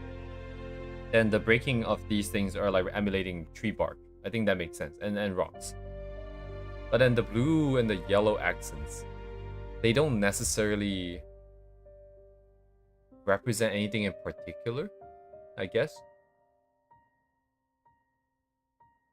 So I don't know what kind of logic is following in terms of distribution, right? Like the way that is in here is clearly following those patterns and of like the bark and the trees and the rocks.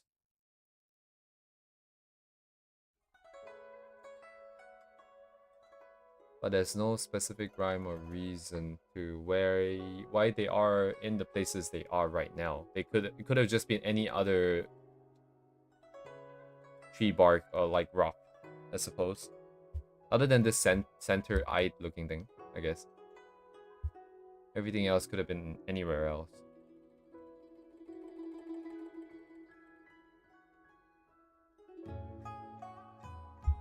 So would I paint them together, perhaps? Maybe it would make sense to put them together.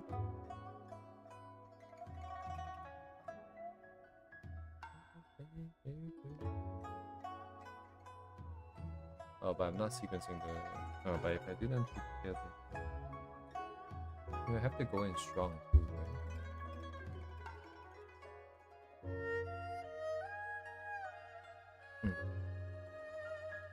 I have zero idea. I'm just gonna put blue where they have blue.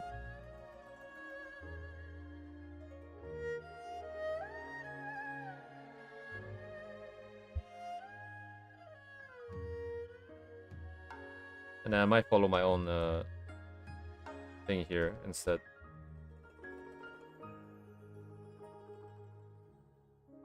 Other than some eyes here and there, I suppose.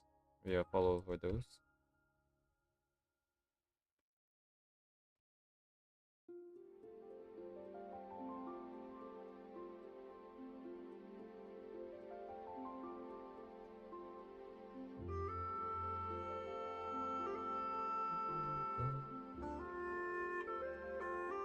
More concentric rings, I suppose.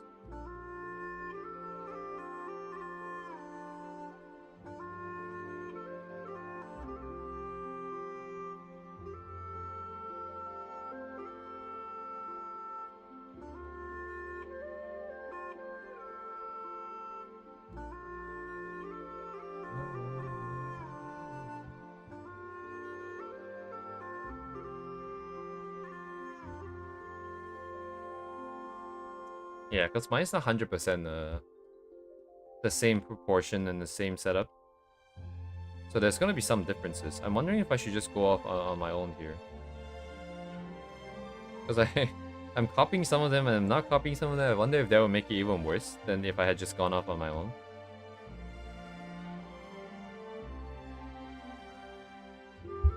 I guess, yeah, zero idea right now.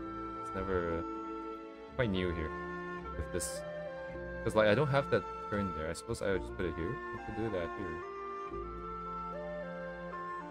These lines are way too nice.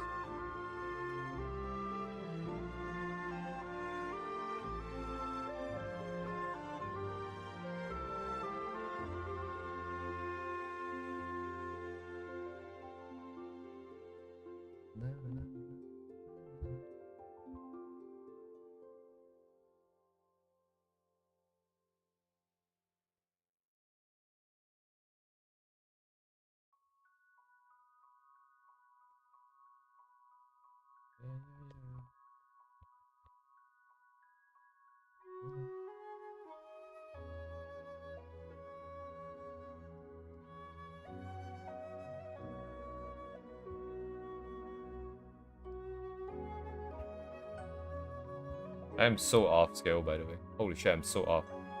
I am so off. Dang, dude. But if this can come out looking somewhat okay, then it's also... It's done its job then. Or just take the whole thing out. I'll put the yellow on top or something. Too much paint to leave a gap there.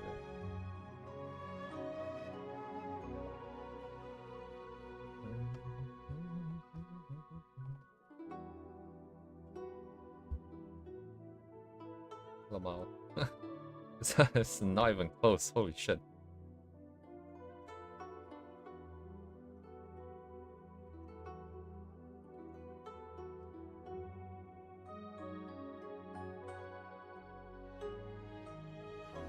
I feel like it doesn't matter too much.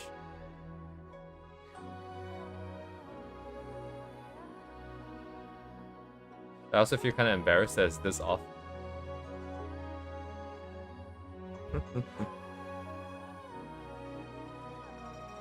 Indeed, right? Like, so... What is, like, the philosophy for putting it in? Like, why are there none here, for example? Is it just because they found that it looks better here? So it's just an experience and, like, a sort of sense of beauty thing? So everyone will be slightly different, that will be fine, right? And then... Or are there, like, more, maybe more legit, like, more objective reasons? Like, hey, let's focal here, so we want to keep the other accents a little bit further away, maybe. I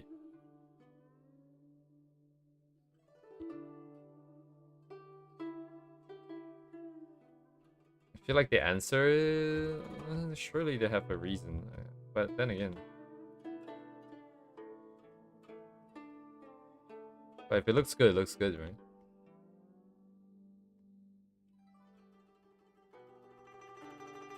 I can add some more here since I have more of these guys here.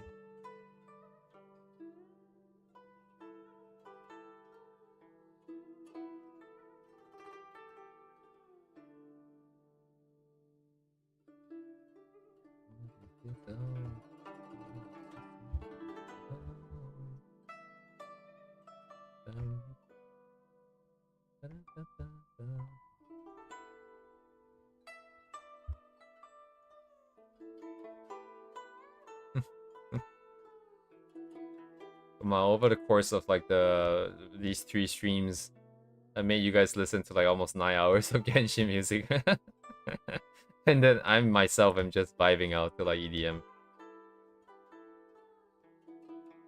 Should I just mute it? And you guys can play your own thing. It is kind of loud, isn't it? It's not like ignorable levels of volume.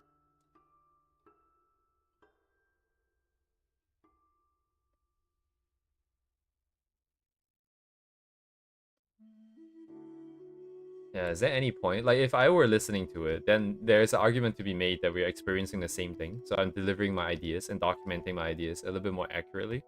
But if I'm not even listening to it, what is the point, right? Like, why should I force you guys to listen to this nonsense?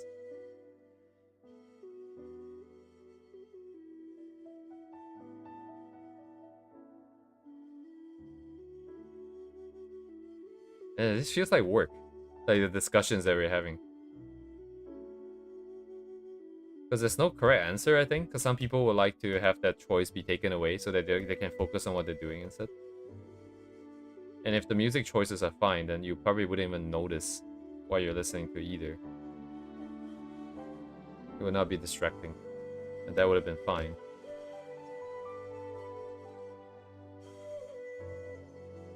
But for people who really want to listen to their own thing, you know, it's not an option. It's just me. Actually, maybe I should bring back the subtitling. That's probably the bigger thing. Then people can decide if they want to turn on and off the volume, just based on whether if I'm speaking or if what I'm talking about makes sense or interesting. Maybe that's the bigger issue.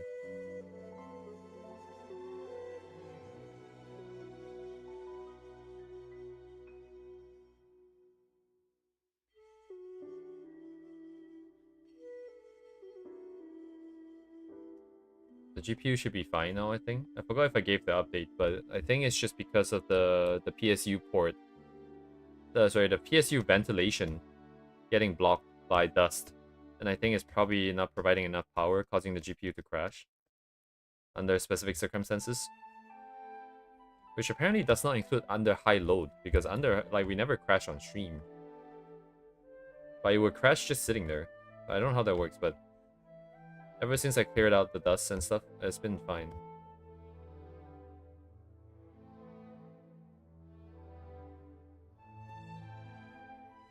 Are there this many blue in the original? Maybe I'm just overdoing it. Many blue? Can count? Very cool. I'm missing some trees too. Yeah, that's fine. Now this guy is taking too much of the flare away. I need to take this down a notch.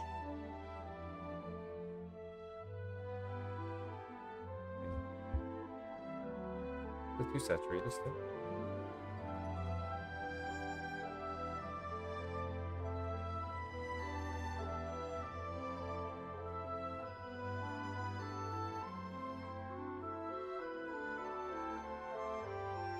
Even for you guys, this is a little bit too blue, perhaps.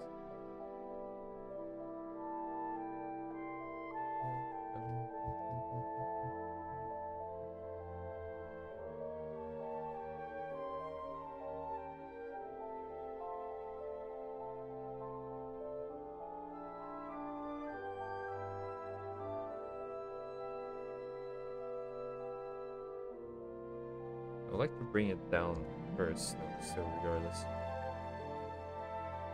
Feels like the correct thing to do.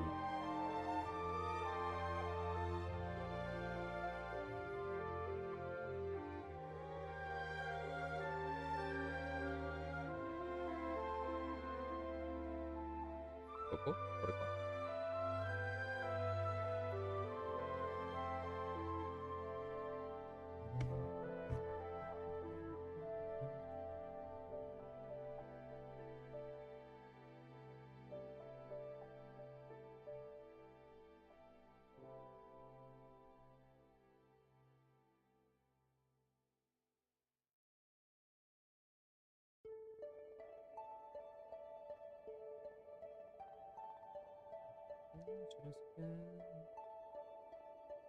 Why done it?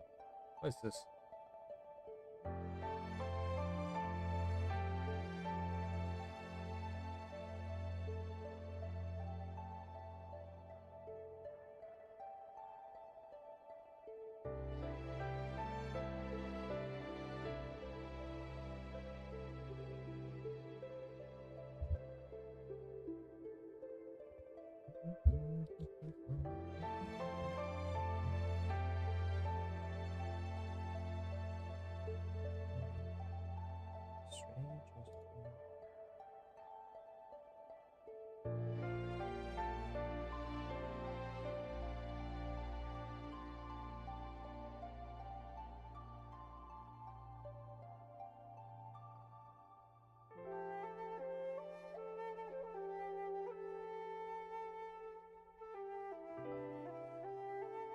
Really? What did I even pick? What?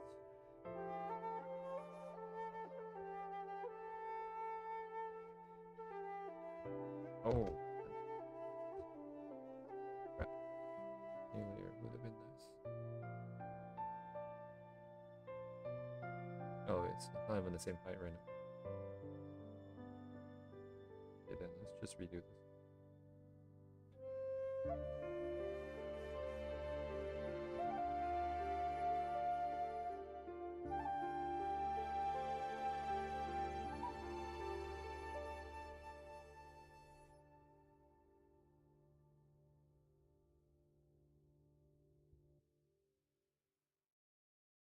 Hmm? Hmm?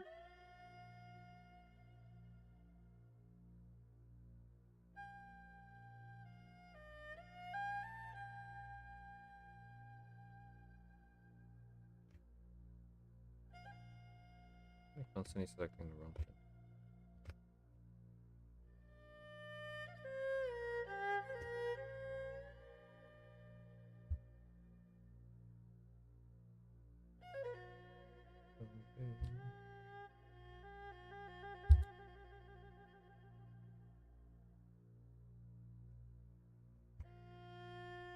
Yeah, mine's not very good. This is flat. Without the right texture, it'd be kind of a pain in the ass to do. Oh, but we can emulate with the chaos brush. Where is it?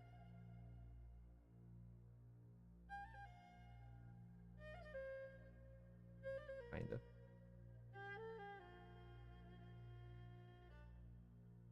Or maybe this was the one I was thinking of before.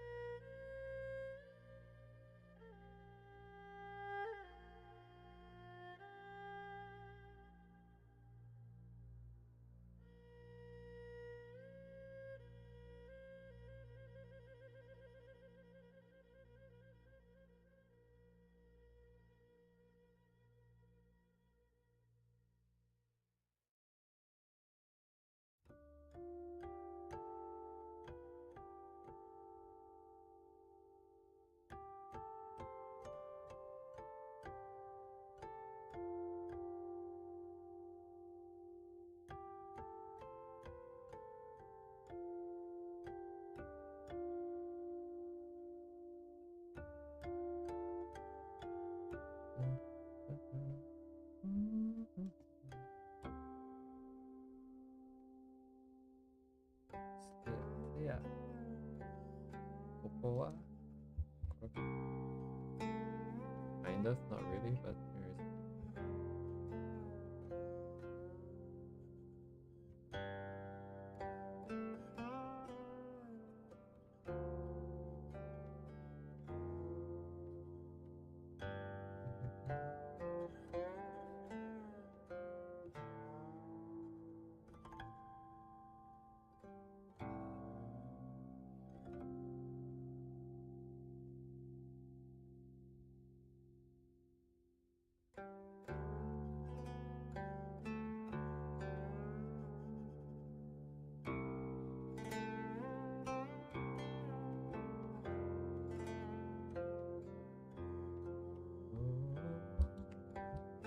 Oh, they have textures on the water. Huh. But compared to how hard edge every other texture is, this is kind of blurred out. Oh, maybe that's the point. Because the focus is here. But then the background does have this. Huh. Probably reading too much into it. And the waves are like kind of a pencil brush. Oh, the textures are overlaid like this. I see. Some kind of photo then, huh? Over here. Oh, it could be a... Oh, wait. No, I've seen this in Piotego's setup. It was just a different layer with like a brush painting over it. Which makes sense, I guess. That's what the photo would have been doing anyways. And then this would be a different layer, so you can have the layer border effect. Uh, is it going over the texture? Some of it seems to override it, but it's not quite. It might just be because it's bright, so it's hard to see. Like the really white areas will not be able to see any textures.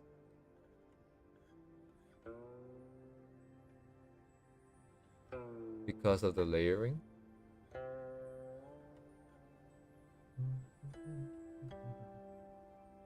Okay, but this one looks more manageable than the previous one. Just because the previous one has like that one aluminum foil thing. Most of this is just kind of some kind of rig. Or like I think we have some of the brushes perhaps, and then noise. And then there's this pattern thing that we kind of found one for ourselves yesterday, I think. The border on the entire thing, that's very consistent. So that's layer mode again. Or maybe yeah, it's just a selection thing, but it's done overall, but it's not on this guy for some reason. And not here either. Oh wait, that's just the wait. No, but that part is on there. Okay, so it must be a separate layer then. Not just for color selection, but also just to emphasize the border that's bordering the air, but not the water. The water doesn't have it.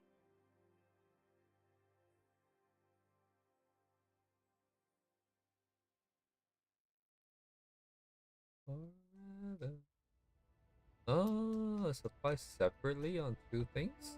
Oh, it overlaps here. Oh, interesting. So there's one for the blue cloud-like leaves and then one for the tree itself. Whatever layer mode is on, it overlaps. Maybe it might be opacity too, though, I suppose.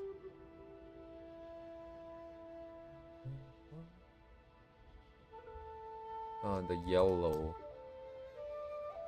Oh, the yellow and blue seems to go over across everything. Maybe it is just some kind of a layer mode on top. Maybe some kind of heart light, perhaps?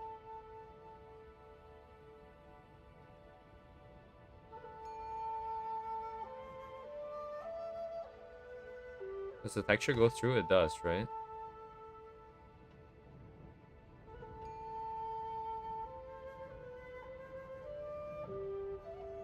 You know, it's...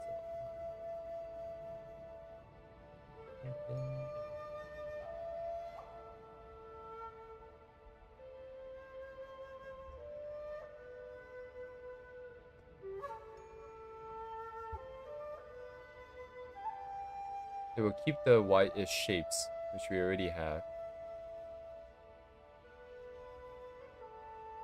The deeper blue seems to be on top of it. So paint over afterwards too. On top. And then there's texture that goes over everything still. So the textures are kind of on the... So there's definitely some texture that's on a separate layer by virtue of the fact that there are these lines going across everything. Going across the yellow and the blue. So it's on top. Some of the white areas don't see it either because this is painted over the texture, or it's because it's white and whatever layer mode they use doesn't allow it to peek through anymore. Then the yellow and blue here, these strokes are going across the existing vertical strokes, which we have already. So some kind of... So it'd be, for us, it would be base color. It would be the light shapes and the broken up. Some paint over, some painting, some texturing at that stage. Then some kind of color adjustment layer on top with the yellow and the blue. And then paint over with the deeper blue and maybe some of the other shapes as well, tidying it up. Then some kind of texture layer on top, perhaps. Could be one setup, I think.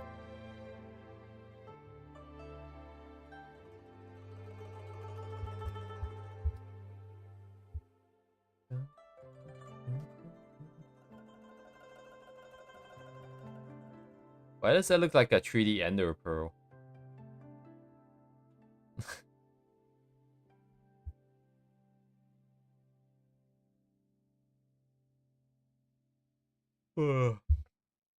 Color jitter.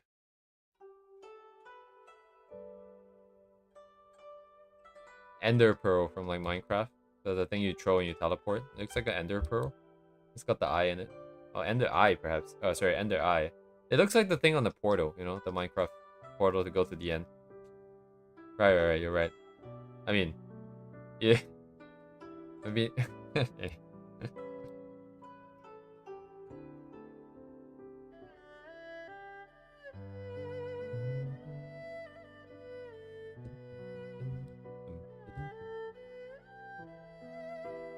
yeah, I wonder.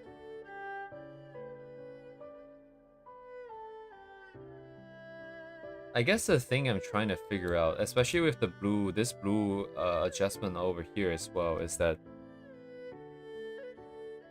it, number one, is clearly very prominent in the final piece, right? It's a very important adjustment.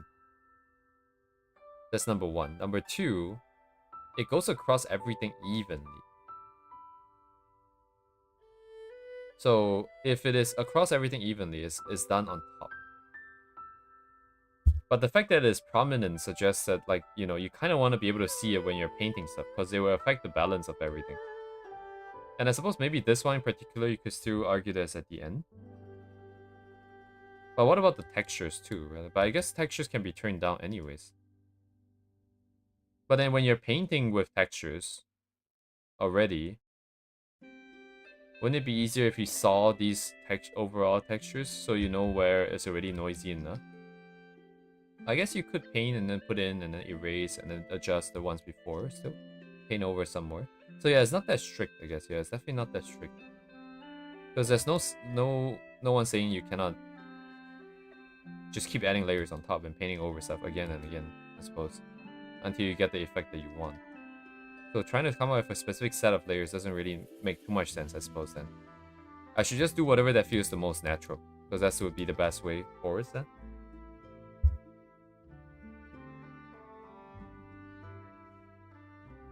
What is most natural right now, though? Still don't really like this adjustment on this. It's taken out that contrast that I... Oh, wait, that's the wrong layer.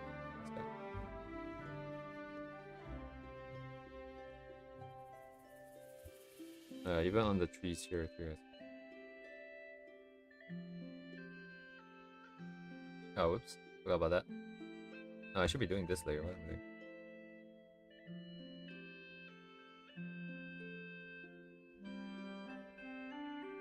What do I want to do now?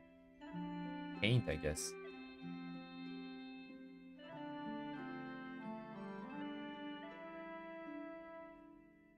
Yeah, but some of these effects, if we want to have the same, right, we have to set up the layers correctly. Or I won't be able to do the border there, because there's nothing to select. I might let this one go, because this one we know what's happening. And currently, without knowing a better, like, without having that experience under our belt, it's kind of hard to start thinking about a bunch of different layer setup. I think the most natural thing is, the best thing is still just to do direct painting. Get used to the sort of shapes and the textures that's being used. The brushwork. The sketch for this piece is on the art station. Oh. Right, let me take a quick look here. Thank you, Uni. Let me see. Do I have a thingy? Yeah, I do. One of these, perhaps?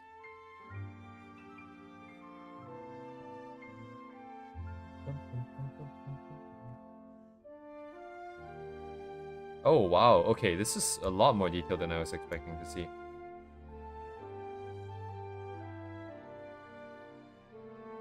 Dang, the vibes are really there, and not to mention... These lines are very confident lines, right? Like, these are very final lines. They're not sketchy lines at all. It's got line weight on it. It's got texturing on the lines, too. This is actually really pogged by itself already. Holy shit. What in the world?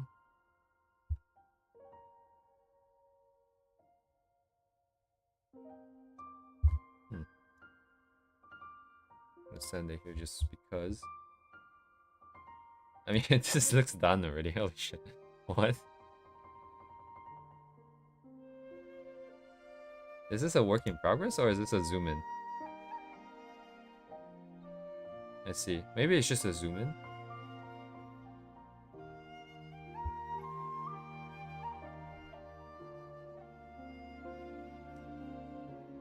Broski. But I think. Right.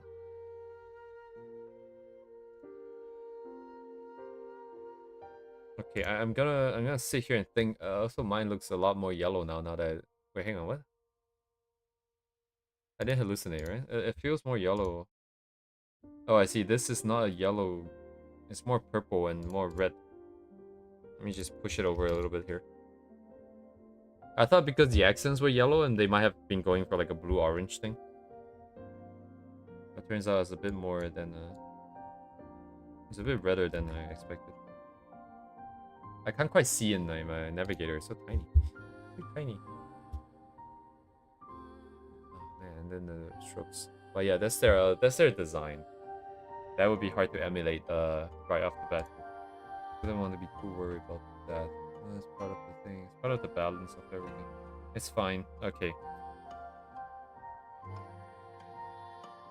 What's most natural right now? I need more colors, I think, into more color variations into the different areas here and there. But with those colors, we start with some smaller shapes. And then once there's enough shapes and colors and stuff look to be about right, we'll go in and paint with textures, I think. We'll overlay some stuff on top, and then we can also paint over some stuff, paint in directly in. And then we'll see where we are then, and then we can see what's the next step. I think that would be the plan.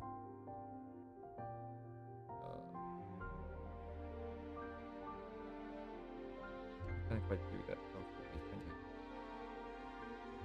Well, since I already compared it, let me just take a quick look at the colors. Yeah, this is more blue than what I have here.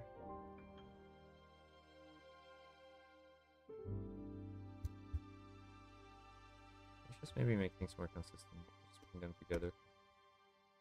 Even if it's not necessarily the original, I think it's probably fine. Just to be a little bit more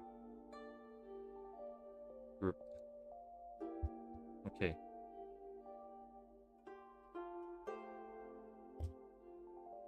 Oh, but this is more yellow. Oh, that's whatever. Okay, let's get some more colors here. I need more slight color variations in the, let's say, the shadows here then. I have some yellows here, I have some greens here. Probably some lighter color, lighter grays and stuff. Okay. Yeah, I found the same layer. Oh, it is what it is, it's fine.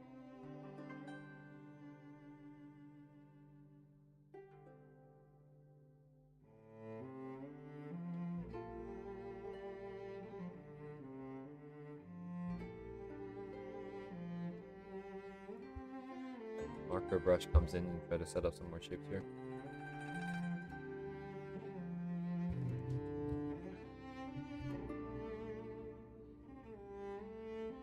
Yellow, green, darker color. It's just more red. I have some red over here, a little bit more red.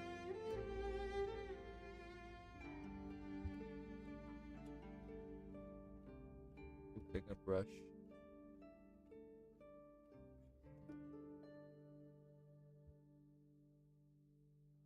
Is that some kind of blue? Let me just desaturate and push lighter.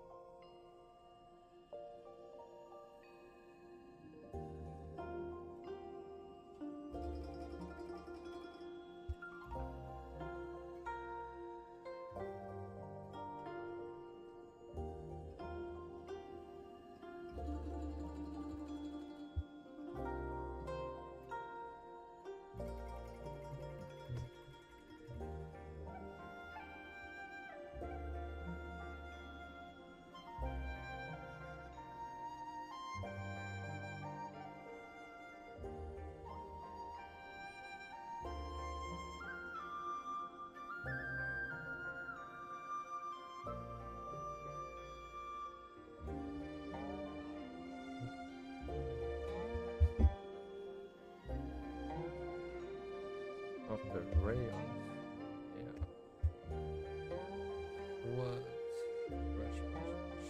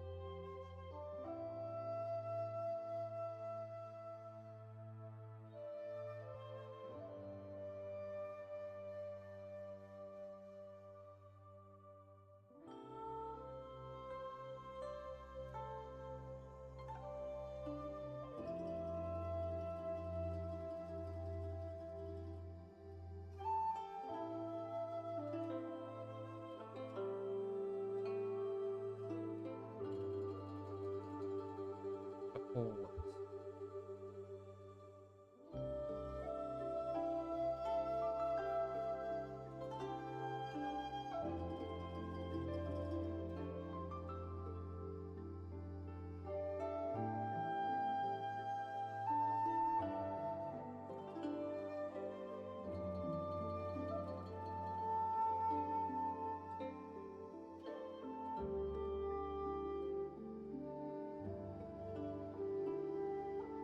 Oh, now or yellow later?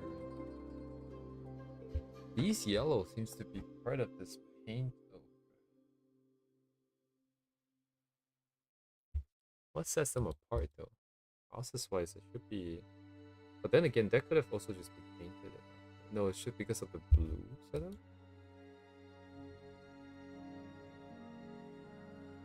Why does it matter though? It doesn't matter. Okay, it's just about getting colors where they need to be.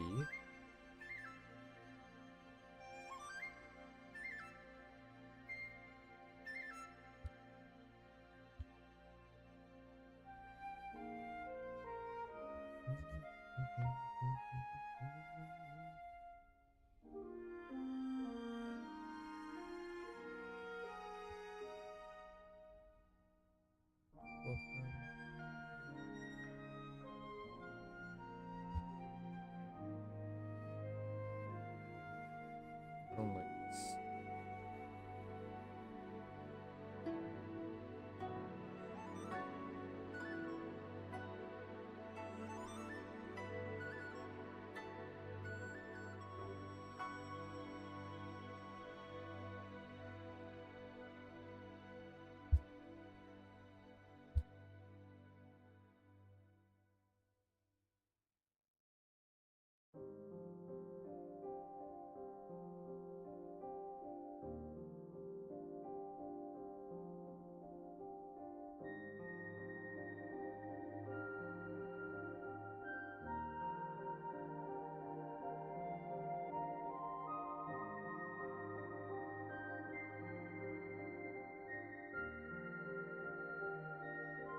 Probably have to hop off in a moment here. I might be I'll be hopping off a bit earlier this week to get some stuff done off stream. So I'm just gonna start wrapping up here. But I find this piece seems to be like the right balance between like being challenging and still being able to get something satisfactory out. That's what I feel like. It seems like it's the right kind of challenge, right level of challenge.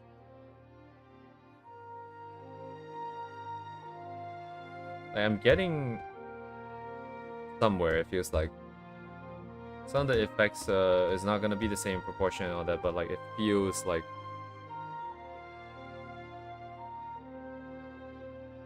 like some kind of a win, you know.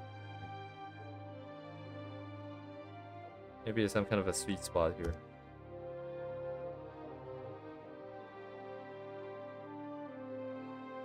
I'm sure this would change though, since it depends on energy level and all that. Now I'm putting in yellow already, right? Like, what is the... But blue is more... Oh, but, I don't know. I still don't know how to think about this.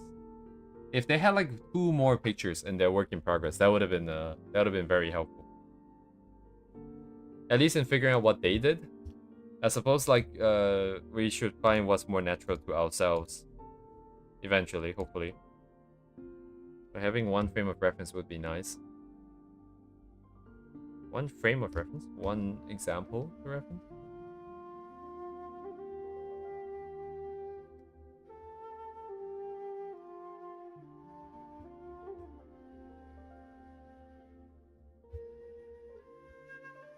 This week might just be a study week at this rate.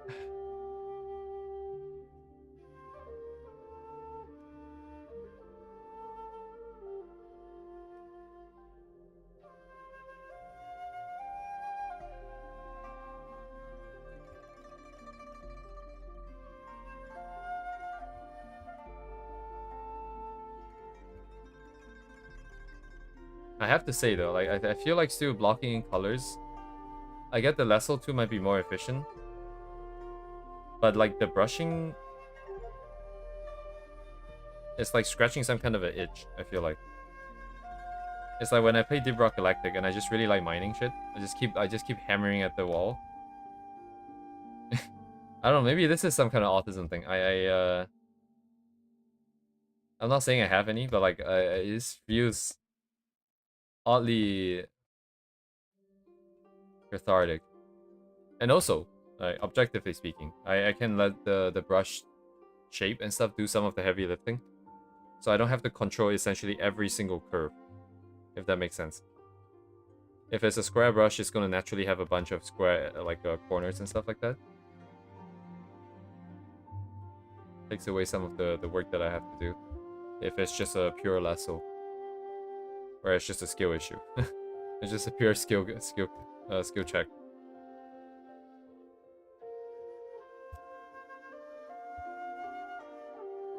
Oh, the circle in the rock side has a painted sketch in it. Probably use a different process. Oh, right. Okay, yeah.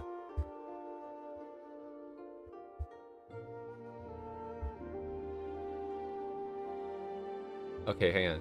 The one with the circle in the rock slash cliff side has a painted sketch. Circle in the rock. This looks like a circle in the rock. Any other circle in the rocks? Right. Right.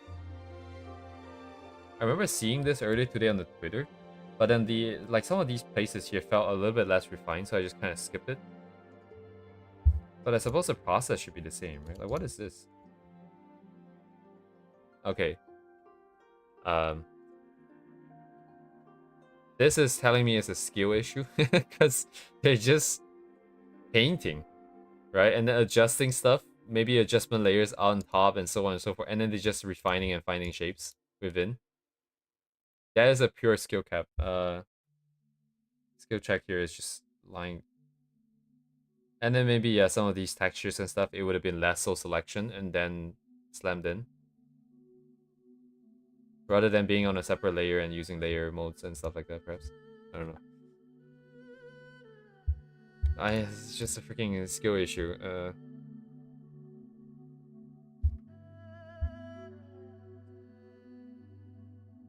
Yeah, very good stuff. I do like their materials render.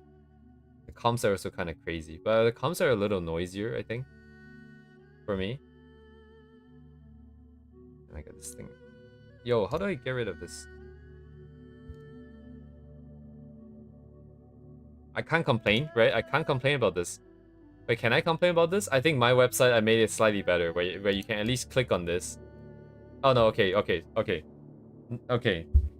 That's great. I was gonna complain about the stupid thing taking out like 30% of the screen.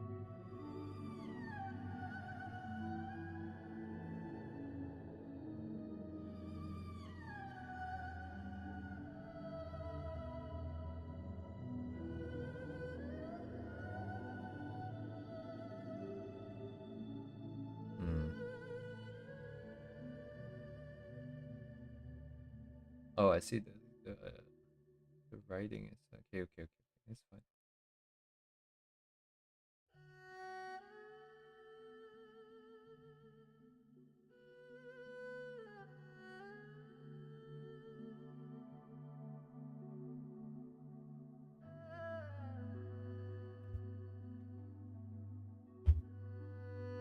Yeah, 100%. But even then, I see.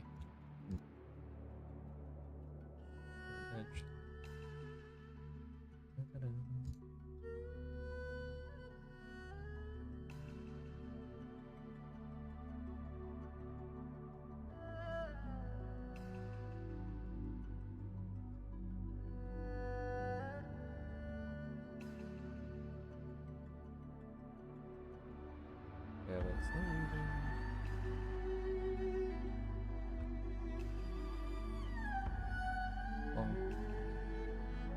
Oh, this is I was gonna say it looks kind of like one of those Scotty fish races people. Whatever they call.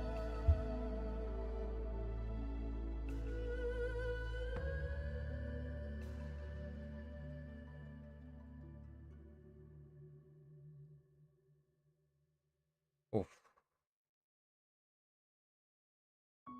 I feel like if I want to wrap up the streams, right, at least we need to make something like this, right? Like it's like huge involved pump plus textures plus all the shapes. So we're gonna be here for a while, so given the title of the series, the only proper conclusion would be to have a very stabilized process and consistent style and consistent quality while still getting something really crazy like this. Is that reasonable to ask for though? I feel like maybe that's... Oh, I remember this piece. Oh, it's the same artist, huh? It's kind of... as a tangent on a tangent, by the way. Right now, I looked at this piece, it reminded me of seeing this piece in the past. And for some reason, I got a sense of comfort knowing that it's the same insane artist instead of there being two insane artists that's just like the same one that drew both pieces. For some reason, I'm taking some have some comfort in that.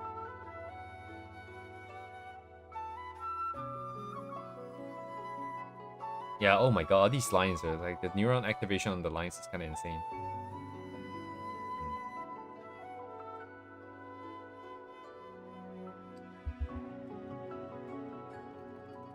Well, I mean, yeah, this is where we're headed, hopefully, one day.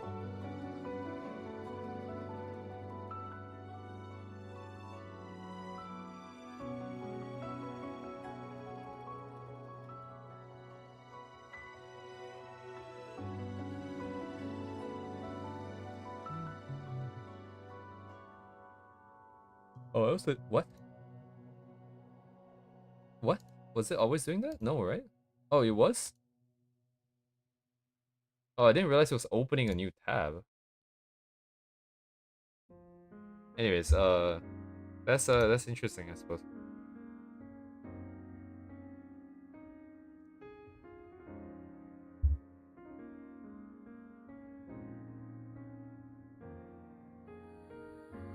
So one of the swirly bits.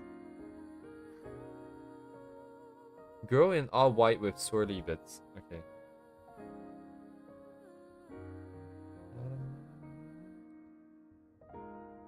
Just...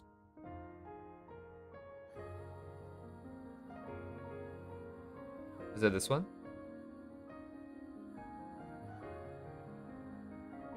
Girl of the swirly bits. This one? Oh, sorry.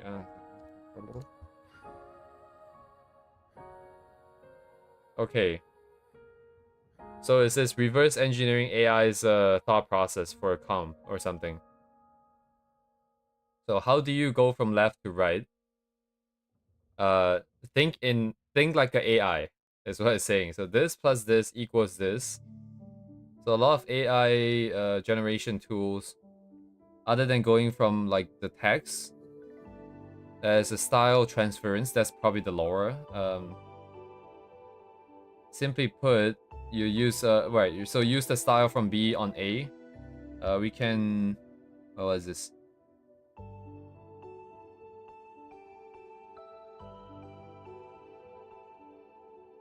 So I guess essentially they're saying that it's like you're trying to transfer some stuff over, and then you yourself kind of sort of figure out how much of what element from one picture. So for example, how much of the style versus how much of the framing In this case, we have like this shape as the frame, right? And then some of the styles, I suppose they're talking about maybe the intricacies of the details being transferred over. So this is the example talking about transferring style, right? So Van Gogh style onto this photo. Did they actually use AI to make this? Is that what they're talking about? No, right? So two style transference. Left and right. So B style onto A is what it's saying. B style onto A. What am I looking at? This looks like using some kind of a tool. Is there any difference between these two? So B1, B2?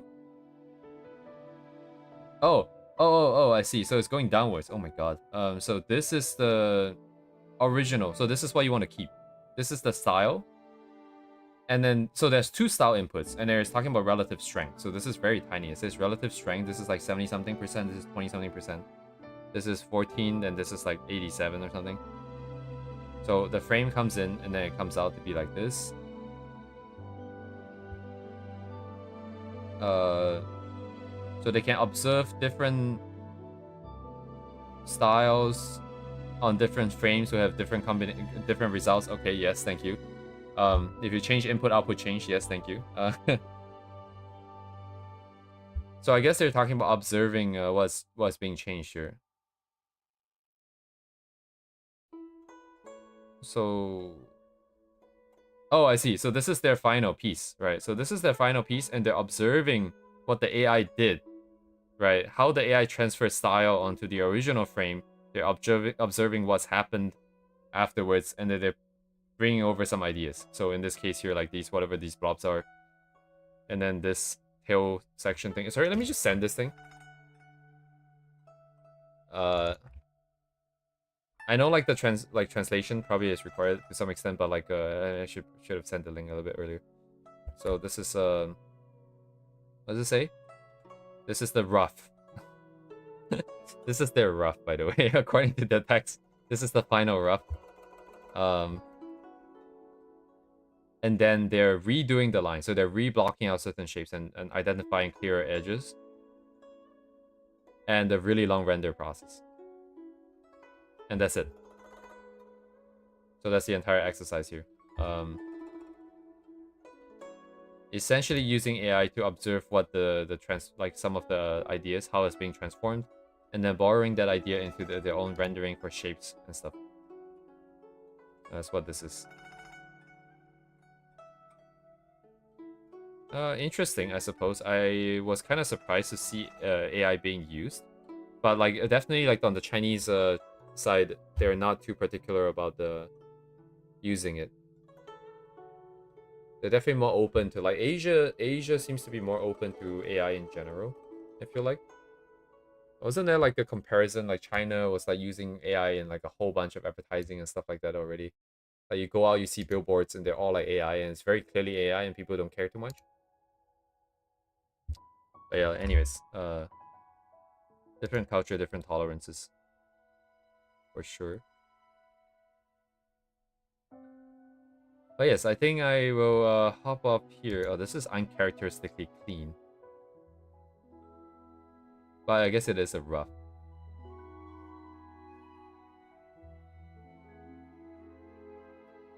Oh, pretty colors. Ooh, very colorful. Very nice. I like the blue to be more blue and less green. And that would very nice colors.